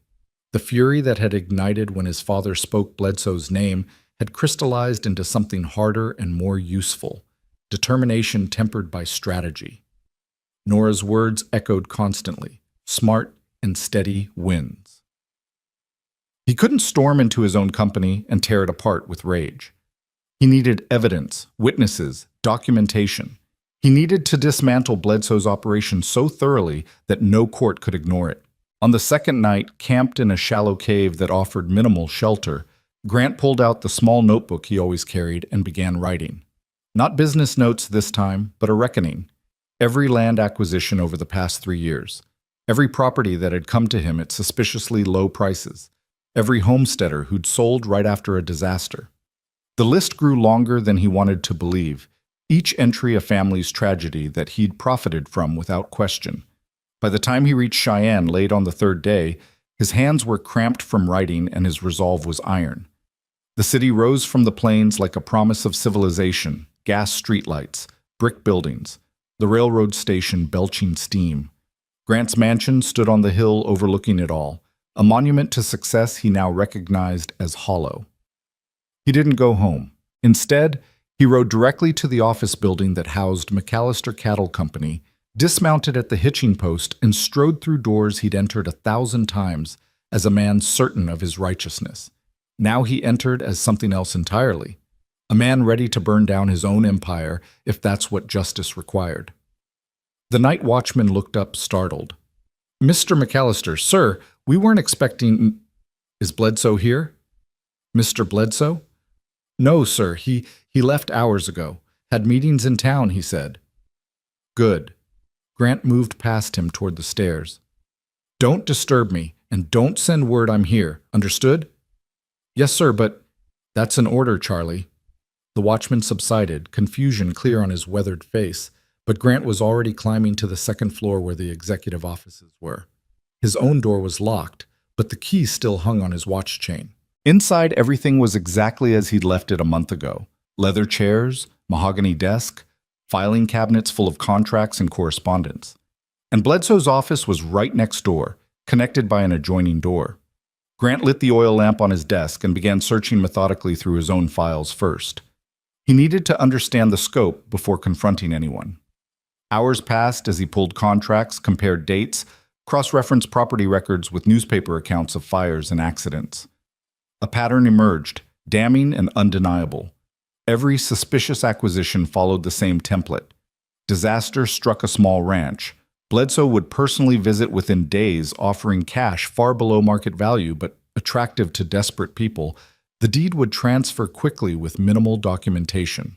And Grant's signature, forged, he now realized, appeared on purchase agreements he'd never actually seen. Son of a bitch, Grant muttered, staring at his own name scrawled in handwriting that was close but not quite right. How had he missed this? How had he been so blind?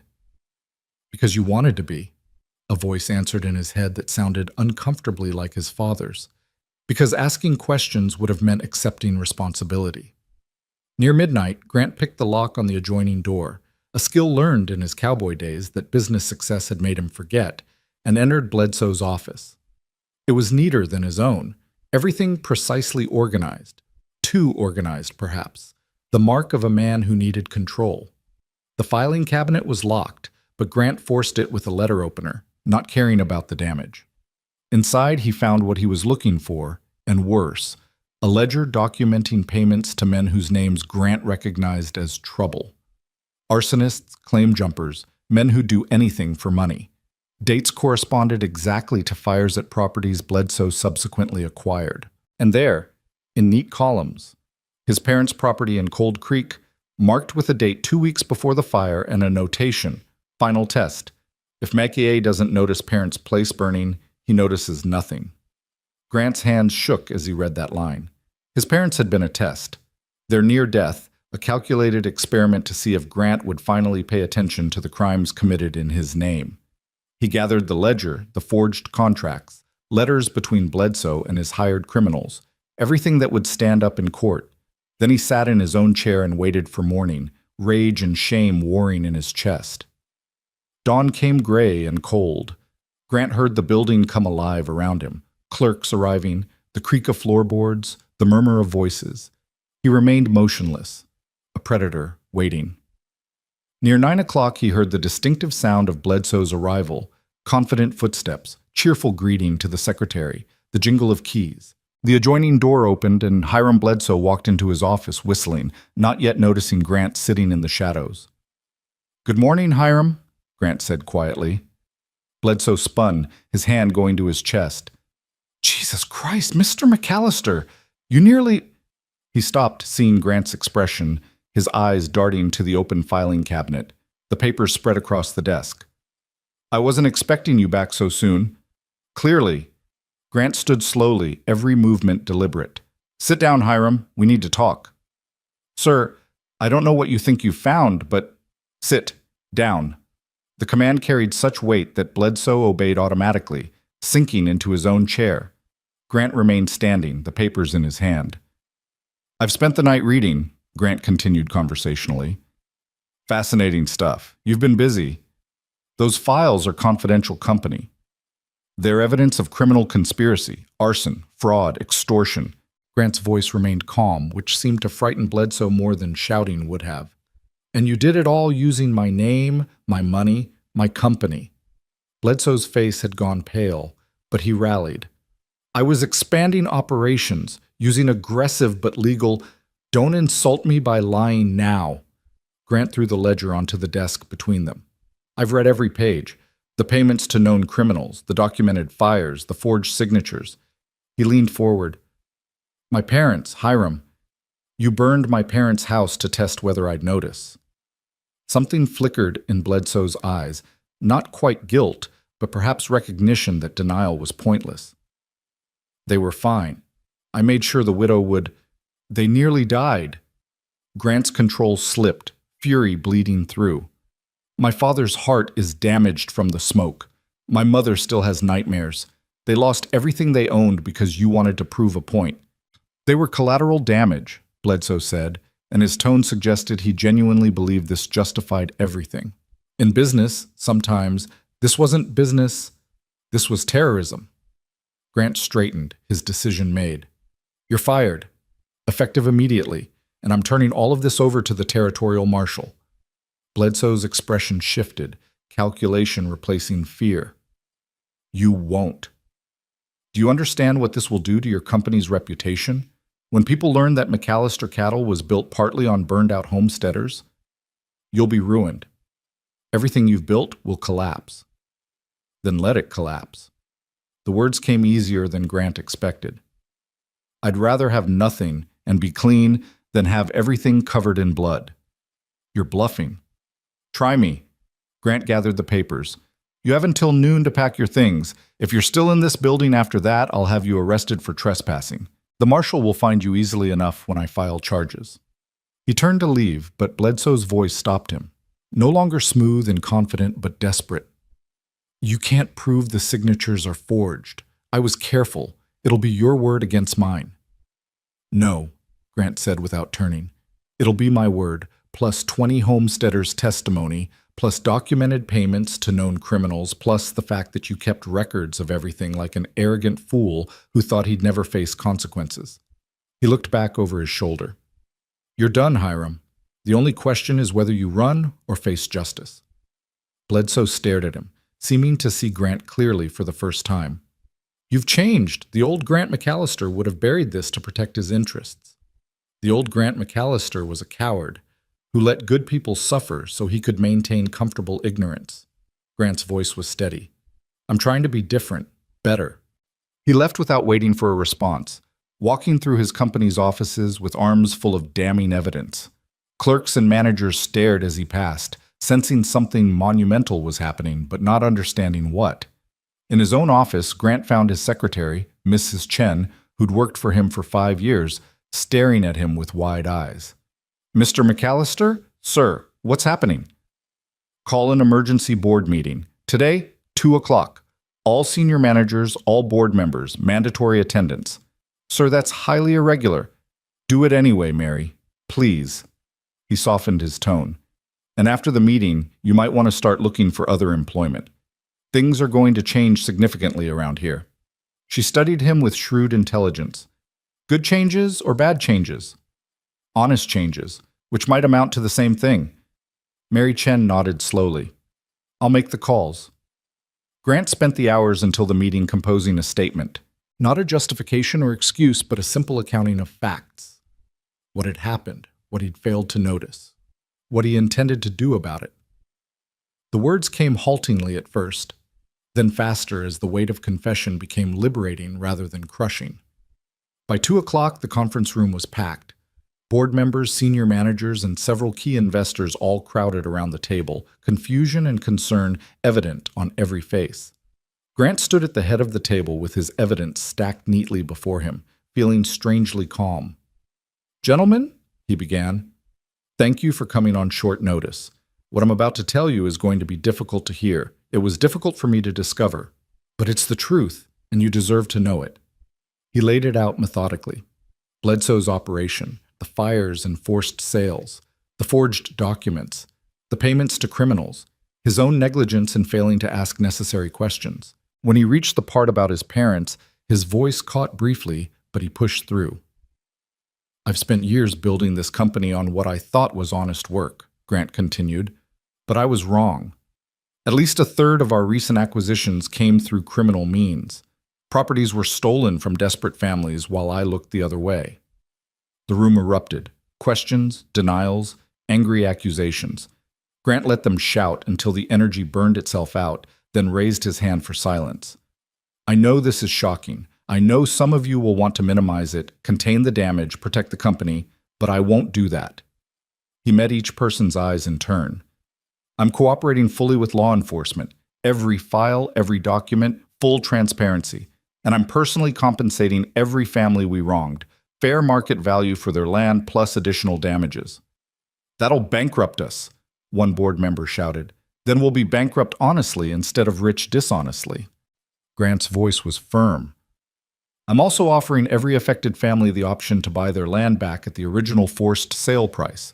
Some may not want it anymore, but they deserve the choice. The room fell silent. Then one of the older investors, Samuel Price, who'd been with Grant from the beginning, spoke quietly. This will destroy us. You know that.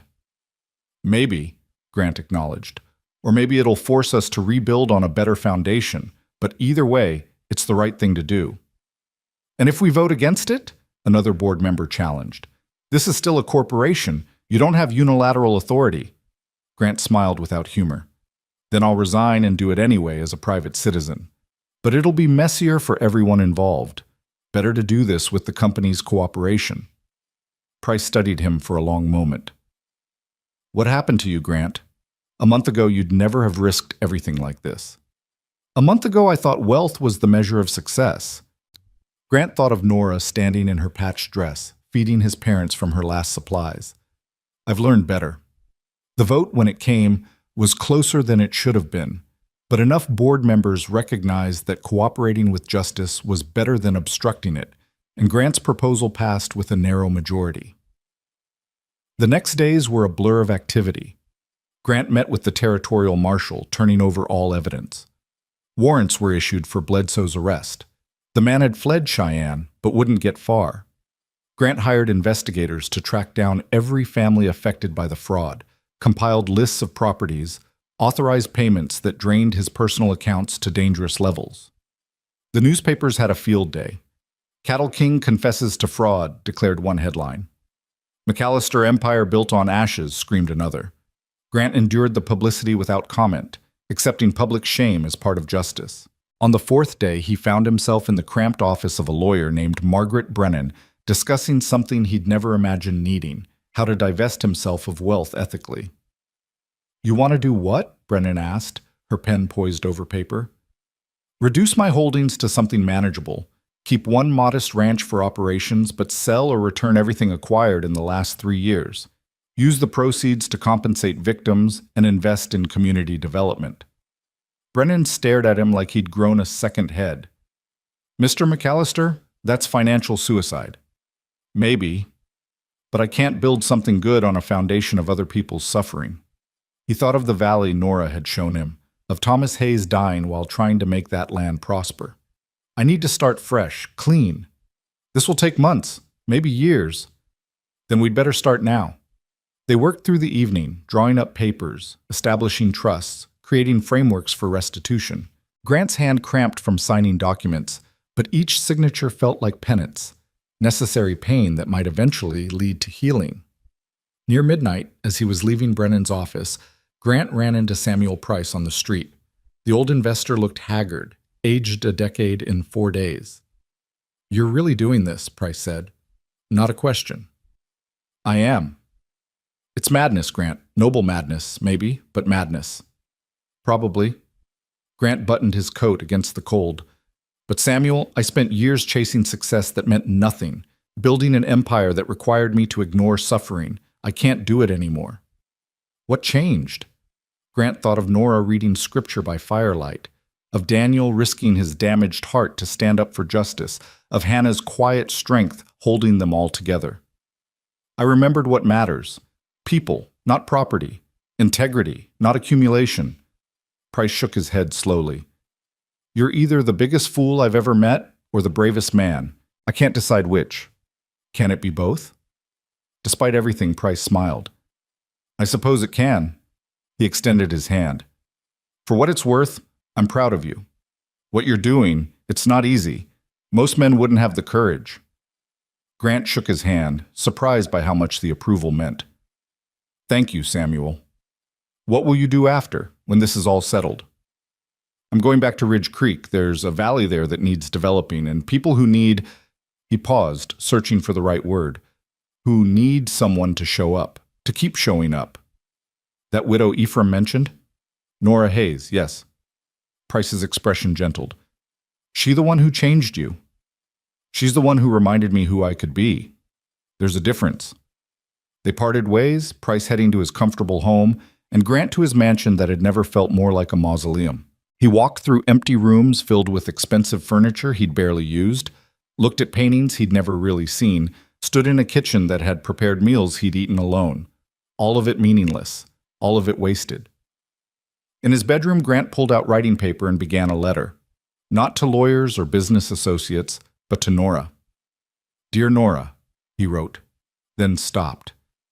How did you explain in words what had happened? How did you convey that confronting his own corruption had felt like dying and being reborn? He started over several times before finally settling on simple truth. Dear Nora, I found him. Bledsoe. Everything my father suspected was true and worse. I've spent 4 days tearing apart my own company, exposing fraud I should have seen years ago. The newspapers are calling me either a martyr or a fool. Probably both are right. But here's what matters. I'm making it right. Every family he hurt will be compensated. Every property stolen will be offered back. It's costing me almost everything I have, and I don't regret a penny. I'll be back within a week. There's still legal work to finish, but I've hired good people to handle it. I want to come home. Strange how quickly that cabin became home. Strange and wonderful. How is my father's heart? Is he following your orders to rest? And you, are you taking care of yourself or just everyone else? I think about the valley constantly, about what we discussed building there. I want to start as soon as the snow melts, not to prove anything or to make grand gestures, but because that land deserves better than abandonment, and you deserve a partner who shows up. Thank you for trusting me to do this right. I'm trying to be worthy of that trust. Yours, Grant. He reread the letter 3 times, then sealed it before he could second-guess the closing. Yours. Was that too much? Not enough? Did Nora even want him to be hers in any meaningful sense? The questions kept him awake long into the night, lying in his too-soft bed, staring at the ceiling and counting the days until he could leave. The week crawled past with agonizing slowness. More meetings with lawyers, depositions for the marshal's office, interviews with newspapers he'd initially avoided but eventually accepted as necessary for public accountability. Grant gave them everything, his failures, his negligence, his determination to make restitution. The public reaction was mixed. Some praised his honesty and commitment to justice. Others called him weak or politically motivated. But Grant found he cared less than he'd expected about public opinion.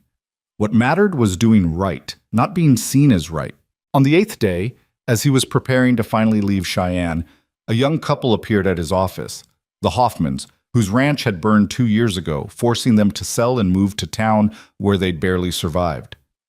Mr. McAllister, the husband said nervously, hat crushed in his hands. We heard what you're doing. The compensation. The offer to buy back our land. Yes, my lawyer should have contacted you already. He did. That's why we're here. Mrs. Hoffman stepped forward, eyes bright with tears. We never thought. We assumed we'd lost everything forever, that there was no justice for people like us. I'm so sorry for what happened, Grant said quietly. I should have stopped it, should have noticed. But you're noticing now, Hoffman said. You're making it right. His voice broke. That's more than most men would do. They talked for an hour about their plans, about whether they wanted to return to ranching or try something else. Grant listened, really listened, understanding for the first time that business wasn't about numbers on ledgers, but about lives. The dreams people built and the devastation when those dreams were stolen. When they left, Mrs. Hoffman impulsively hugged him. Thank you. Not just for the money, but for caring, for seeing us as people, not just transactions. After they'd gone, Grant sat alone in his office and wept. For the Hoffmans, for his parents, for Nora carrying water through snow to feed strangers, for every person whose suffering had funded his ignorant comfort. The tears were cathartic, washing away years of calculated distance. Finally, on the 9th day, Grant loaded his saddlebags with supplies, medicine for his father, real coffee and sugar and flour for Nora, and turned his horse toward the mountains, toward Ridge Creek and the cabin and people who were waiting, toward home. The ride back took 2 days of hard travel, but Grant barely noticed the cold or the difficulty. His mind was already there, rehearsing what he'd say, how he'd explain. Would Nora be pleased with what he'd done? Would his father approve? Would they understand that tearing down his empire had felt not like loss, but like liberation? He crested the final ridge as the sun was setting on the second day, painting the valley in gold and rose. Smoke rose from the cabin's chimney, steady, strong, promising warmth. Grant's heart, which had been locked tight for so long, cracked open completely. He was home. Not to the place he'd been born or the mansion he'd built, but to a rough cabin where people had taught him what wealth really meant, where a widow had shown him that grace wasn't about having everything, but about sharing what little you possessed, where his parents had forgiven him for years of negligence and given him the chance to do better. Grant urged his tired horse down the slope, and as he approached the cabin, the door flew open. Nora stood on the threshold, backlit by firelight, and even from a distance he could see her smile. "You came back," she called out. "I promised," he called back. "People break promises." "Not this one. Not to you." He dismounted, and suddenly she was there, not quite running, but moving fast. And without thinking, Grant caught her up in his arms. She laughed, surprised and delighted, and for a moment they just stood there, holding each other while the cold bit deep and the sun sank below the mountains. "Tell me everything," Nora demanded when they finally pulled apart. "Did you find him? Did you stop him?" "I'll tell you everything, but first," Grant looked toward the cabin. "My father?" "Stable. Stronger, actually. Your mother thinks the spring air is helping, though it's barely above freezing. And you? Are you all right?" Nora studied him, her gray eyes seeing more than he'd said. "I'm better now that you're back. I was starting to worry you wouldn't." "I told you I would." "I know, but people—" She stopped, shook her head. "Never mind. Come inside. You look frozen through, and your parents will want to see you." They walked to the cabin together, Grant leading his horse, Nora chattering about the last 9 days, Daniel's slow recovery, Hannah's successful bread baking, the fox she'd seen near the woodpile. Normal things, domestic things, the small accumulations of life that suddenly seemed more precious than any business victory Grant had ever achieved. Inside, the cabin was warm and smelled of stew. Hannah looked up from her mending and cried out, rushing to embrace him despite her arthritis. Daniel, in his chair by the fire, managed a gruff, "About time you showed up," but his eyes were bright with welcome. They ate together while Grant told his story, finding Bledsoe, the evidence, the confrontation, the board meeting, the legal proceedings. He didn't spare himself, detailing his own failures and the scope of damage done in his name. "And the families?" Daniel asked. "The ones who lost everything?" "Being compensated. We're working through the list systematically. Some want their land back. Others want money to start fresh elsewhere. We're honoring whatever they choose." "At what cost to you?" Hannah's question was gentle but pointed. "Almost everything I have. When it's done, I'll have one small ranch left and enough to live on if I'm careful. The mansion's being sold, most of the livestock, equipment." Grant paused. "Everything built on suffering gets returned or sold to fund restitution." Silence settled over the cabin. Then Daniel spoke, his voice rough with emotion Grant had rarely heard from his father. "Proud of you, boy. Took courage to do what you did." The simple words hit harder than any elaborate praise could have. Grant felt his throat tighten. "Thank you, Pa." "So what now?" Nora asked, her tone carefully neutral. "You've dismantled your empire, made your restitution. What comes next?" Grant looked at her across the table, this woman who'd saved his parents and taught him what mattered and trusted him to do the right thing. "I was hoping we could build something, together. That valley you showed me. I want to help you develop it. Not as charity, but as partners. Equal partners." "With what resources?" Nora asked practically. "If you've given everything away..." "I kept enough for equipment, seeds, initial building materials. And I have time now. Hands that can work, Skills I'd forgotten I had. He smiled. Turns out you don't need to be a millionaire to build something worthwhile. Daniel chuckled. Took you long enough to figure that out. Better late than never, Hannah added. Then to Nora, what do you think, dear? Is he worth keeping around? Nora looked at Grant for a long moment, her expression unreadable. Then slowly, her face transformed with a smile that made his heart stutter. I think he might be, she said softly. I think he just might be. They talked late into the night about plans for the valley, what to plant first, where to build, how to maximize the protected location. It was practical talk, grounded in reality rather than dreams, but filled with possibility nonetheless. When Hannah and Daniel finally retired behind their curtain, Nora and Grant found themselves alone by the dying fire. She was mending one of his shirts. When had she started doing that? And he was sketching rough layouts for a cabin in his notebook. Grant, Nora said quietly, what you did in Cheyenne, destroying your own company to make things right, that was... She paused, searching for words. That was extraordinary. It was necessary. It was both. She set down her mending. Most men would have covered it up, protected their interests. You chose justice over comfort. You would have done the same. Maybe. But I've never had the chance to choose between wealth and integrity. It's easy to be honest when you have nothing to lose. Her eyes found his. You had everything to lose, and you chose right anyway. Grant set aside his notebook and moved to sit beside her. I chose what you would have chosen, what my parents taught me to choose before I forgot. I chose to be someone worthy of... He stopped, suddenly uncertain. Of what? Nora prompted gently. Of you, he said simply. Of your trust, your respect, your... He faltered, terrified and brave at once. Your love, if you're ever willing to give it. Nora's breath caught. In the firelight, her face was luminous, every emotion visible. Grant McAllister, are you... I'm not proposing, he interrupted quickly. Not yet. Not until I've proven I can keep showing up, keep doing the work, keep being the man I promised to become. But I'm asking, he took her hands, I'm asking if you think someday maybe you could care for me the way I'm starting to care for you. Nora's eyes filled with tears, but she was smiling. You impossible man. You ride in here with your grand gestures and your changed life and your earnest questions. Is that a yes or a no?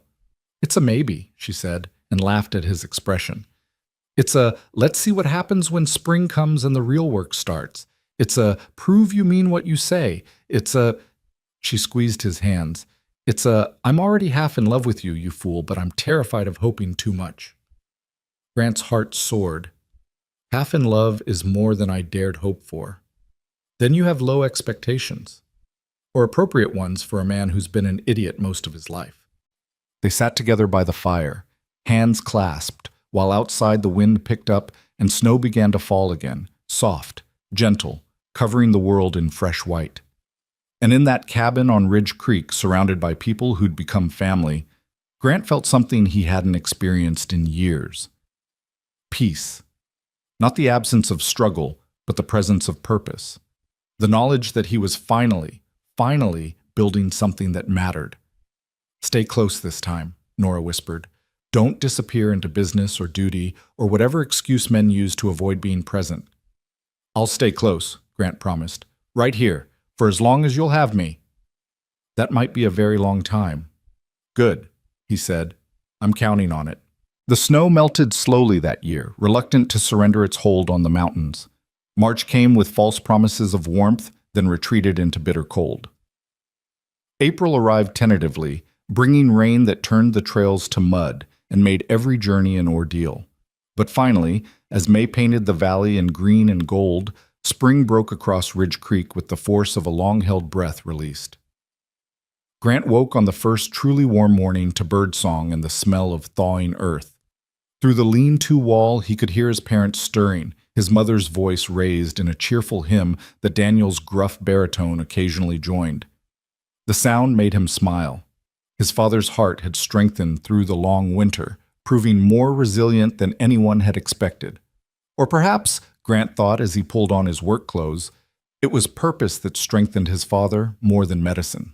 Daniel had spent the winter planning their assault on the valley, sketching drainage systems and crop rotations with the focused intensity of a general plotting a campaign.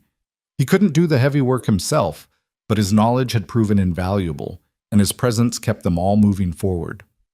Grant emerged into morning light that felt like benediction. The cabin looked different now, expanded with the addition he'd built in late March, giving his parents their own proper room and Nora more space for living. The woodpile was stacked high with logs they'd cut and split together through the long, dark months. Chickens scratched in the yard, a flock Nora had purchased with money from selling eggs in town. Small changes, but they added up to transformation. Inside, Nora was at the stove, her hair caught up in a braid that had become endearingly familiar.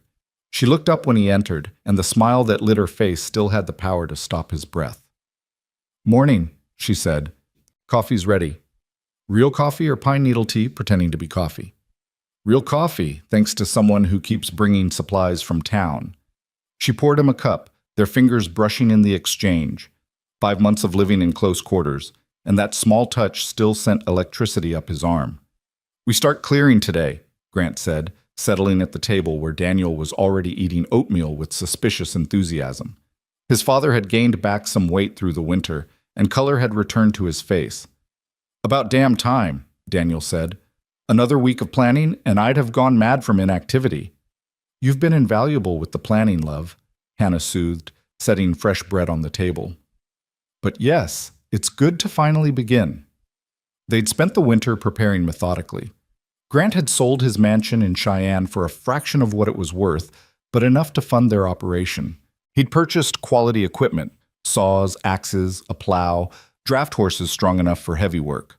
Most importantly, he'd hired 3 men from town, homesteaders who'd been hurt by Bledsoe's schemes and were grateful for honest work. The crew arrived mid-morning. Jack Morrison and his sons, Tom and Sam, all 3 built like oxen and twice as strong. They'd lost their ranch to fire 2 years ago and had been working odd jobs ever since.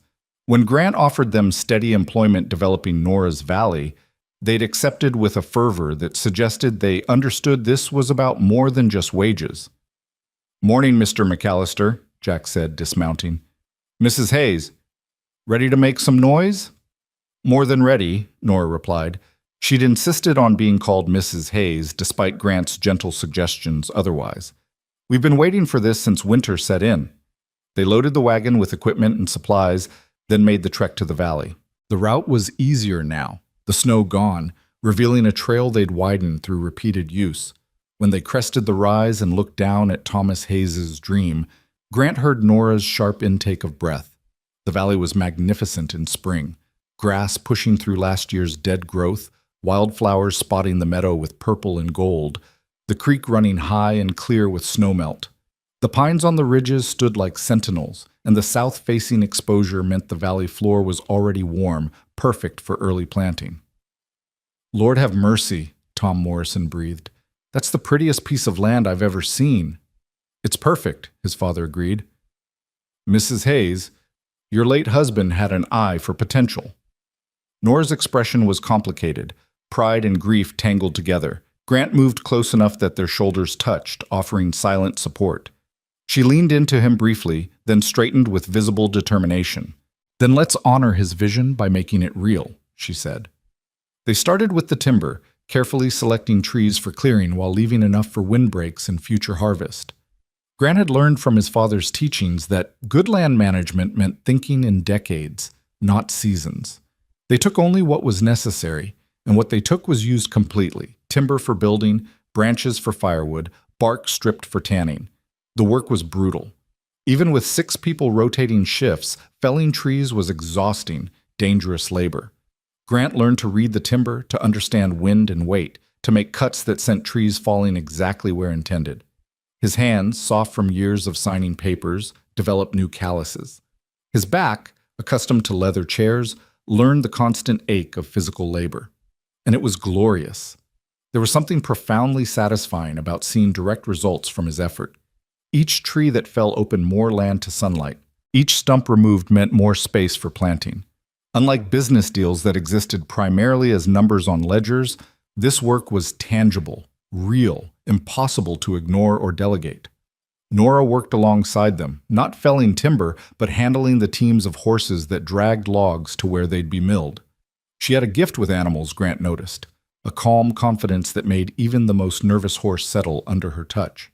By midday, she'd moved more timber than seemed possible for someone half the size of the Morrison men. "Your wife's something special," Jack commented during a water break, not noticing Grant's startled expression at the word wife. "She's not. We're not." Grant fumbled, then stopped. "How did you explain their relationship? Partners in land development? Friends testing the waters of something deeper? Two damaged people learning to trust again?" Jack just grinned. "Sure, boss. Whatever you say."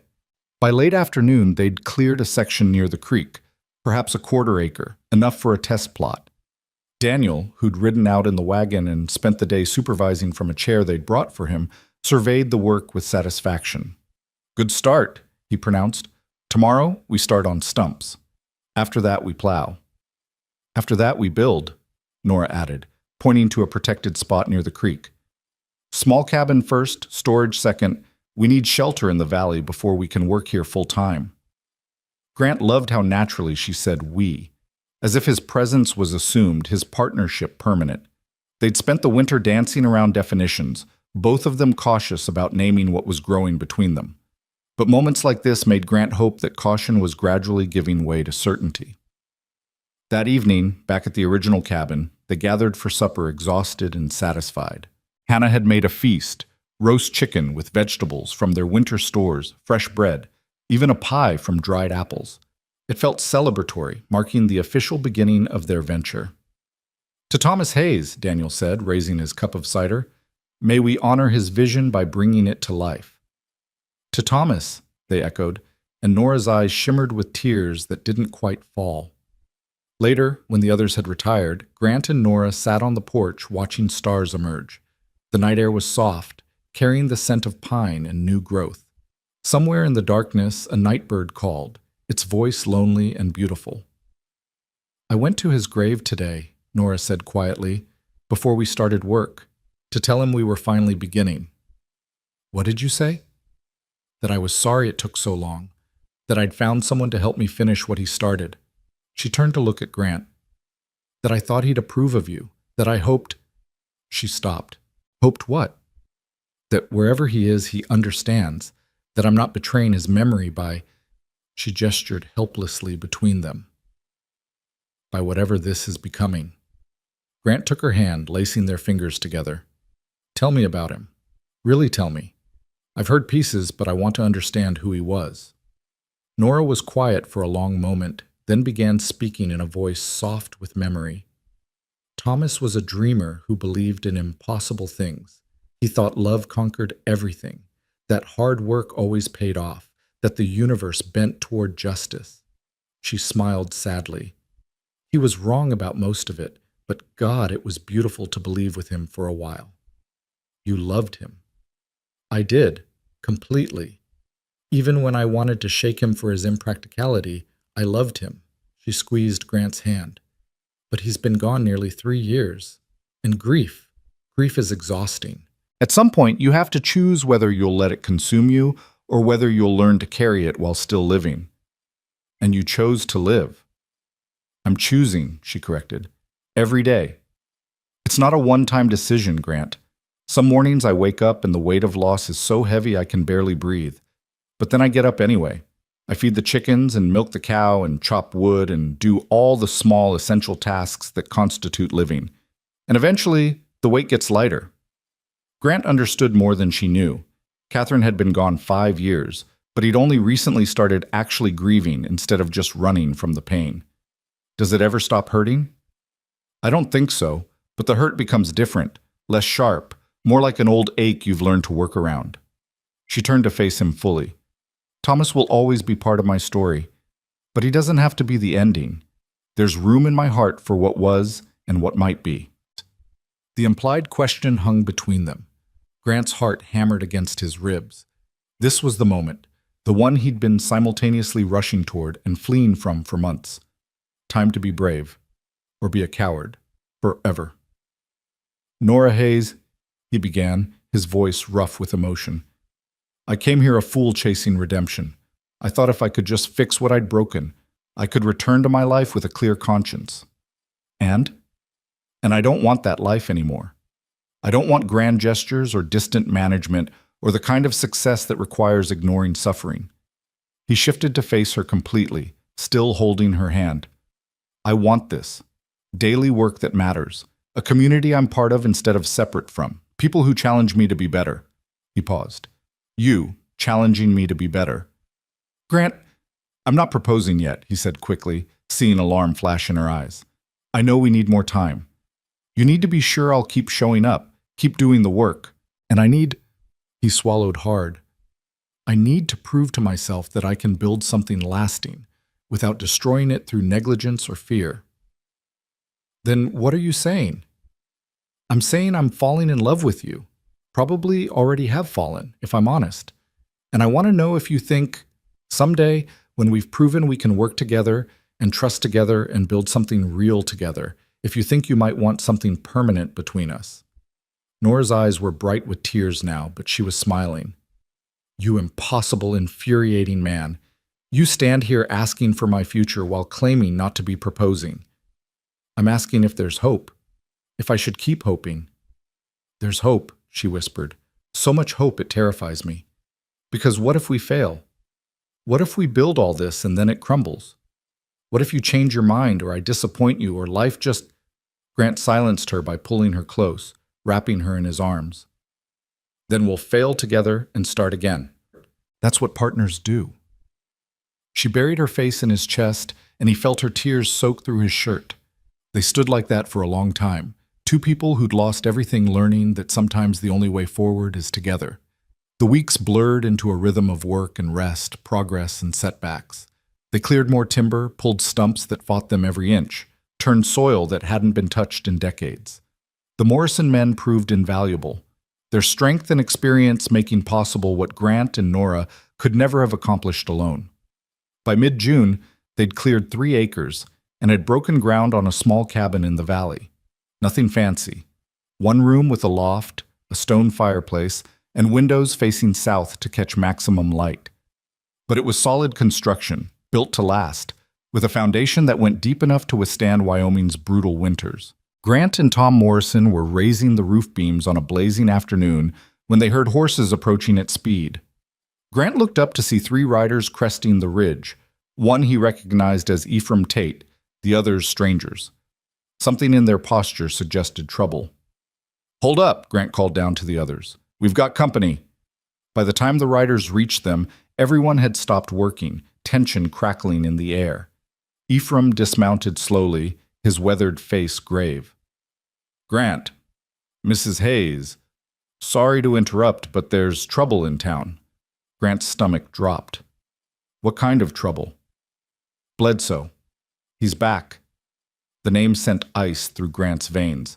Hiram Bledsoe had fled Cheyenne ahead of the marshal's warrant, disappeared so completely that everyone assumed he'd left the territory.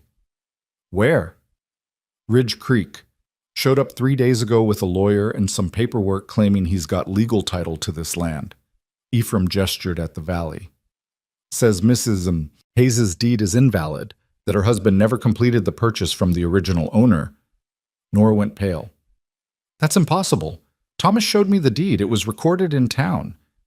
"Bledsoe's claiming the recording was flawed. Some technicality about witness signatures." Ephraim looked apologetic. "I don't understand the legal mumbo-jumbo, but he's got papers and a judge willing to hear his case." "Which judge?" Grant demanded. "Morrison. From Cheyenne." Grant swore viciously. Judge Thaddeus Morrison was known for 2 things: his willingness to bend legal interpretations for the right price, and his long friendship with men like Bledsoe who operated in gray areas of the law. "He can't do this," Nora said, but her voice shook with fear that suggested she knew powerful men could do exactly this. "This is my land. Thomas died for this land." "When's the hearing?" Grant asked. "Tomorrow, 10 in the morning." Ephraim's expression was sympathetic. "Mrs. Hayes, I'm sorry. I know this is the worst possible timing." After Ephraim left, they held an emergency meeting around the half-finished cabin. Daniel, who'd been supervising from his usual chair, looked like he wanted to murder someone.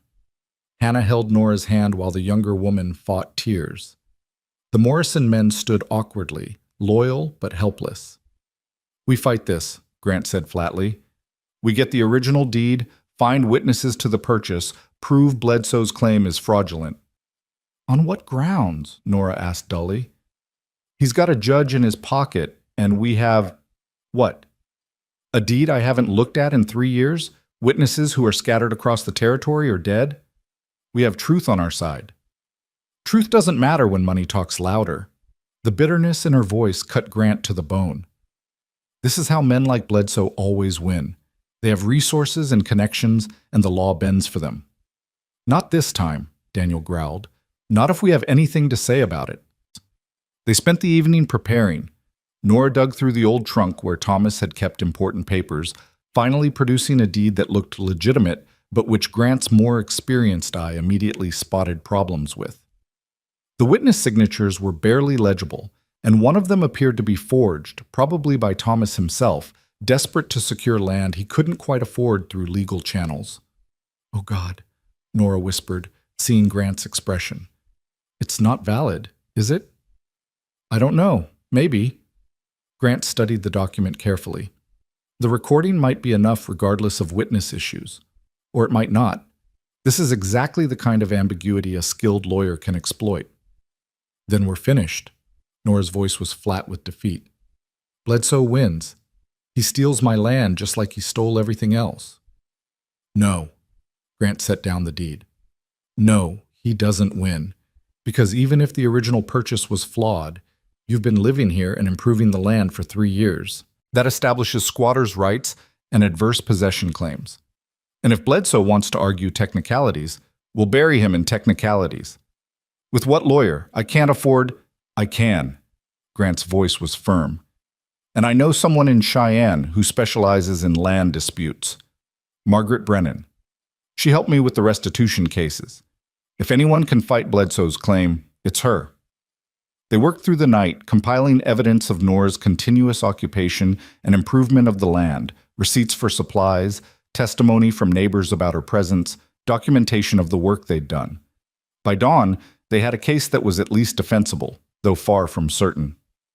Grant rode for Cheyenne at first light, pushing his horse hard, praying Margaret Brennan would drop everything to help. The ride took most of the day, and by the time he pounded on her door that evening, he was exhausted, filthy, and desperate. "Grant McAllister," Brennan said, opening her door with eyebrows raised. "You look like hell." "I need your help, tomorrow. Ridge Creek. A man I destroyed is trying to steal land from a widow who doesn't deserve any of this." To her credit, Brennan didn't hesitate. "Give me 20 minutes to pack and start talking. I need to understand the case before we get there." They rode through the night, Grant explaining everything while Brennan asked sharp questions and took notes by lamplight. By the time they reached Ridge Creek at dawn, she'd absorbed enough to be dangerous. The hearing was held in the town's only church, the pews packed with curious locals. Bledsoe sat at the front with his lawyer, a slick man from Denver who radiated expensive competence. Judge Morrison presided from behind the altar, looking like he'd already decided the outcome before hearing a word. Nora sat beside Grant, her face pale but composed. His parents flanked them, Daniel looking fierce despite his weakened state. The Morrison men had come as moral support, standing along the back wall like witnesses to justice or its absence. "All rise," someone called, and the makeshift court came to order. Bledsoe's lawyer went first, laying out a case that was devastatingly effective. The original deed had flaws in execution. The recording was incomplete. The previous owner's signature appeared to have been obtained under duress. Therefore, the land had never legally transferred to Thomas Hayes, and by extension not to his widow. Since the property was technically still owned by the original holder, who'd conveniently sold it to Bledsoe last month, Mrs. Hayes was trespassing on land she never legally owned. Furthermore, the lawyer concluded, Mrs. Hayes has allowed squatters and vagrants to develop this land without permission, causing damage to property she has no legal right to modify. Grant's hands clenched into fists. The characterization of their careful development as damage was obscene. Then it was Margaret Brennan's turn. She stood slowly, gathering her papers with deliberate calm, and when she spoke, her voice carried authority that made even Judge Morrison sit up straighter. Your Honor, opposing counsel has presented a technically accurate but fundamentally misleading account of the facts. Yes, there were irregularities in the original deed, but the law recognizes that frontier transactions often lack the formal precision of established regions. What matters is intent, acceptance, and possession.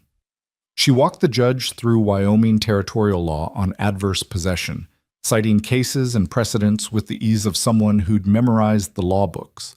Thomas Hayes had occupied the land believing in good faith he'd purchased it legally.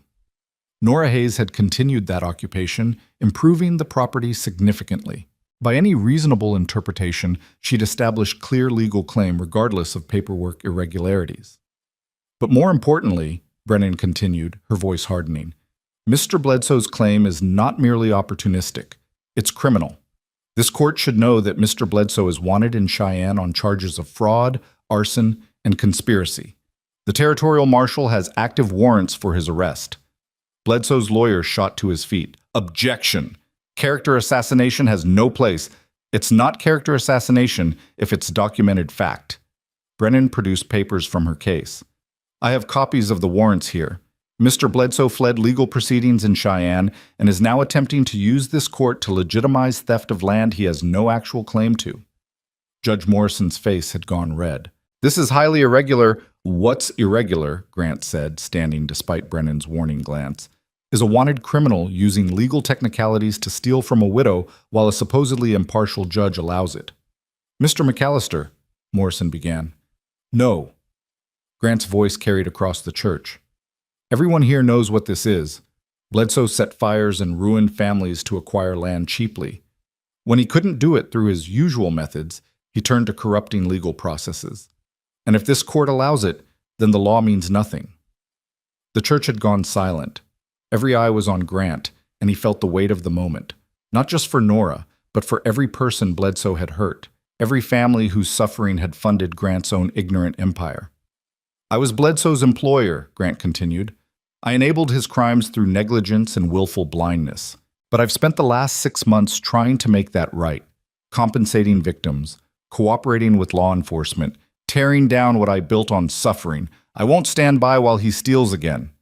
Hear, hear, someone called from the back, Jack Morrison, supported immediately by murmurs of agreement that rippled through the crowd. Judge Morrison looked deeply uncomfortable, glancing between Bledsoe, who'd gone pale, and the increasingly hostile crowd. Whatever arrangement he'd made with Bledsoe clearly hadn't accounted for public opinion turning so decisively. I need to review these warrants, Morrison said finally, and consult with territorial authorities. This hearing is adjourned pending investigation. Your Honor, Bledsoe's lawyer protested. Adjourned! Morrison banged his gavel. And someone get the marshal. If these warrants are valid, Mr. Bledsoe will need to be detained pending transfer to Cheyenne. Chaos erupted. Bledsoe bolted for the door, but Jack Morrison and his sons blocked the exit. 2 local men who served as part-time deputies moved to restrain him, and Bledsoe struggled before finally going still, his face twisted with impotent rage. This isn't over, he snarled at Grant. You think you've won? You've destroyed yourself, your reputation, your company, all of it gone. And for what? For this widow and her worthless piece of land? Grant looked at Nora, who was watching him with eyes bright with tears and something deeper, something like love. He looked at his parents, his father nodding approval, his mother beaming. He looked at the Morrisons and Margaret Brennan and the townspeople who'd stood with them against corruption. Yes, Grant said simply, for exactly that. Bledsoe was led away, still cursing. Judge Morrison retreated hastily, probably to send telegrams explaining why he wouldn't be able to deliver the verdict Bledsoe had paid for. And Grant turned to Nora, who threw herself into his arms hard enough to nearly knock him over. You did it, she gasped against his chest. You actually did it. We did it, he corrected. Together. Margaret Brennan appeared beside them, smiling with satisfaction. The judge will rule in your favor within the week. He has no choice now. If he sides with Bledsoe after those warrants came to light, he'll be investigated for corruption himself. Thank you, Nora said, pulling away from Grant to hug the lawyer. Thank you so much. Thank Grant. He's the one who rode through the night to get me. Brennan's expression turned serious. Though I have to warn you, even with this victory, there will be more challenges. Other claim disputes, water rights issues, survey boundary questions. Frontier land ownership is complicated. Then we'll face those challenges when they come, Grant said. One problem at a time. They celebrated that night at the cabin, the small space packed with people who'd come to witness justice and stayed to share joy. Ephraim brought his family. The Morrisons contributed fresh-killed venison. Other neighbors appeared with bread and preserves and even a bottle of whiskey someone had been saving for a special occasion. In the midst of the celebration, with fiddle music and laughter filling the air, Grant found himself standing outside with his father. Daniel had tired quickly, as he often did, but his eyes were bright with contentment. Your mother and I have been talking, Daniel said without preamble, about staying here, not going back to try rebuilding the old place. Pa, you don't have to. We want to. Daniel's voice was firm. This feels like home now. Your mother's happy here, happier than I've seen her in years. And I... He paused, his scarred hand resting on Grant's shoulder. I like having my son around. Like seeing you do honest work. Like the man you're becoming. Grant's throat tightened. Thank you, Pa. Don't thank me. Just keep doing what you're doing. Keep showing up. Keep being present. Daniel looked back at the cabin where Nora was laughing at something Hannah said. And marry that girl before she realizes she can do better. I'm working on it. Work faster. Neither of us is getting any younger. Later, when most of the guests had left and the cabin had settled into quiet exhaustion, Grant walked Nora to the porch. The night was warm, full of cricket song and the smell of pine. Above them, stars wheeled in patterns older than memory. Nora, Grant said, his heart hammering, I know I said I wouldn't propose yet, that we needed more time. She turned to face him, moonlight catching in her gray eyes. And I'm terrible at waiting. I'm impatient and impulsive and probably still foolish in ways I haven't discovered yet. He took her hands. But I'm also more certain of this, of us, than I've been of anything in my life. Grant, let me finish, please. He took a breath. Nora Hayes, you saved my parents when you had nothing to spare. You taught me what grace looks like lived out daily. You trusted me when I hadn't earned it and challenged me to be better than I was. You showed me that wealth has nothing to do with money and everything to do with generosity of spirit. Tears tracked down Nora's cheeks, silver in the moonlight. I love you, Grant continued, his voice steady despite his racing pulse. Not because you need saving, you don't. Not because I need redemption, though God knows I do. But because you're the bravest, kindest, most remarkable person I've ever met, and spending my life earning your love sounds like the only worthwhile thing I could possibly do. He released one of her hands to pull a simple gold band from his pocket. Nothing fancy, just honest metal that had cost him most of his remaining savings. I'm asking you to marry me, not because town gossips demand it or because it's proper, but because I want to build a life with you. Plant crops and raise children and face whatever comes with someone who makes me want to be my best self. Nora was crying freely now, but she was also smiling, that transformation of her whole face that Grant had come to love above all things.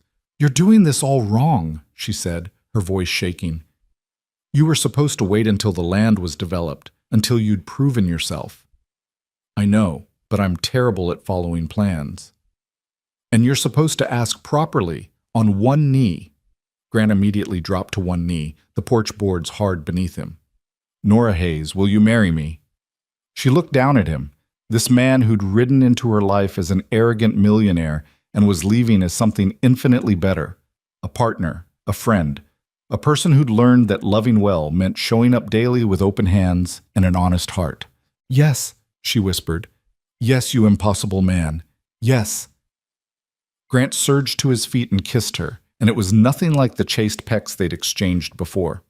This was promise and passion and years of loneliness ending in the possibility of connection. When they finally pulled apart, Both breathless, Nora was laughing. Your father's going to be insufferable about being right. Let him. He's earned it. They stood wrapped in each other's arms while the night deepened around them and the future spread out like the valley, full of work and possibility, challenges and rewards, everything still to be built and discovered together. The wedding took place on a June morning that dawned clear and perfect. They'd chosen the valley for the ceremony, wanting to marry on the land they'd committed to developing together. Chairs borrowed from town were arranged in a semicircle facing the half-finished cabin. Wildflowers decorated everything, picked that morning by Hannah and a group of neighbor women who'd thrown themselves into preparations with enthusiastic abandon. Pastor Morris performed the ceremony, humbled since the previous winter's disaster, and genuinely moved by the couple before him. Grant wore his best remaining suit, tailored but not ostentatious. Nora wore a dress of cream-colored silk that Hannah had secretly been sewing for months. Simple, but beautiful. Dearly beloved, the pastor began, but Grant barely heard the familiar words. He was focused entirely on Nora, the way morning light caught in her dark hair, the steadiness of her gray eyes, the small smile playing at the corners of her mouth. When it came time for vows, Grant spoke from the heart rather than tradition.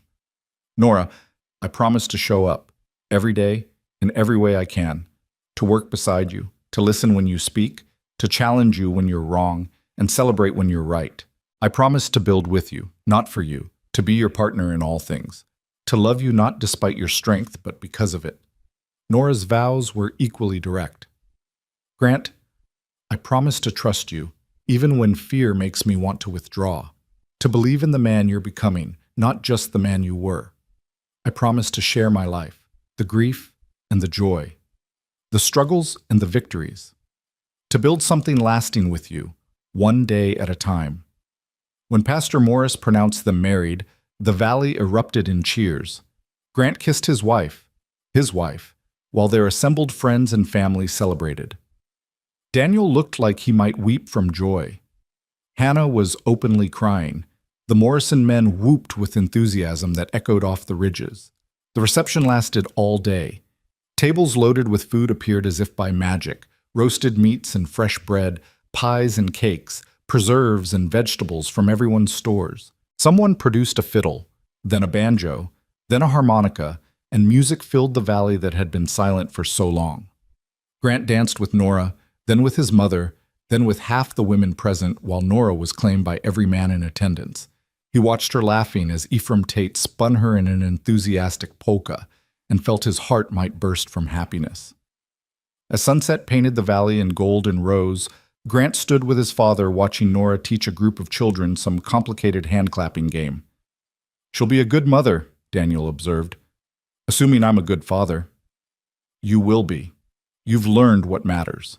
Daniel paused, then added gruffly, I'm proud of you, boy.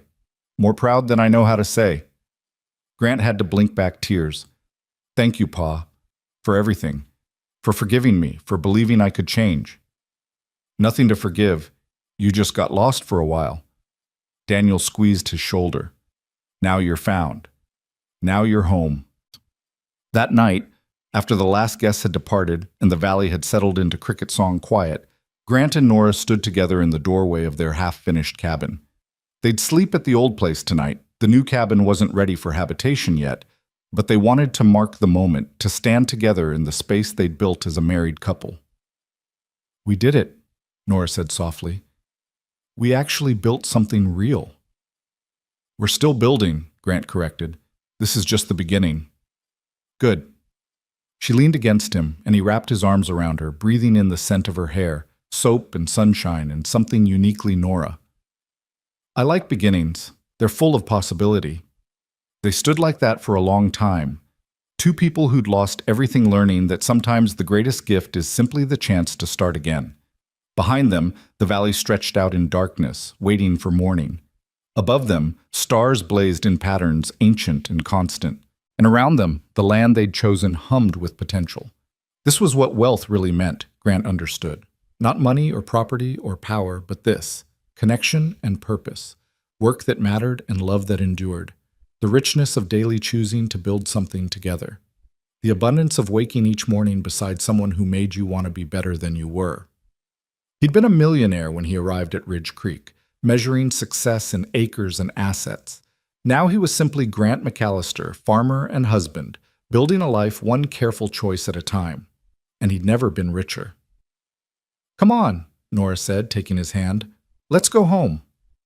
"We are home," Grant said. She smiled. "Then let's go to the other home.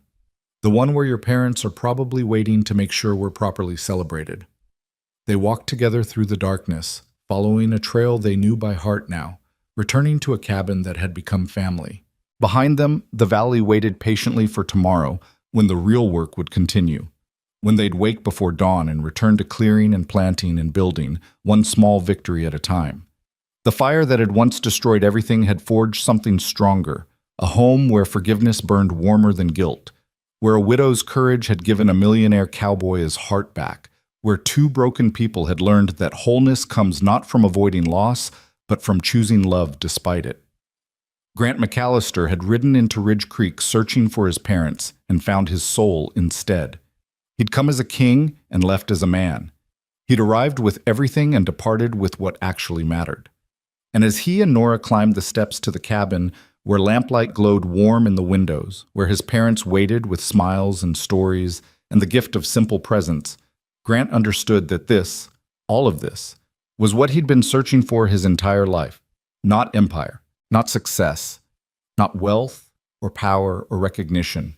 Just this, just home, just love, built one faithful day at a time. Strong enough to withstand any winter, deep enough to nourish any dream, true enough to last forever. The door opened. They stepped inside, and behind them, the Wyoming night wrapped the valley in darkness that promised morning, in cold that promised spring, in endings that promised beginnings. The story wasn't over, it was just beginning. And that, Grant thought as Nora's hand found his in the lamplight, was the greatest gift of all.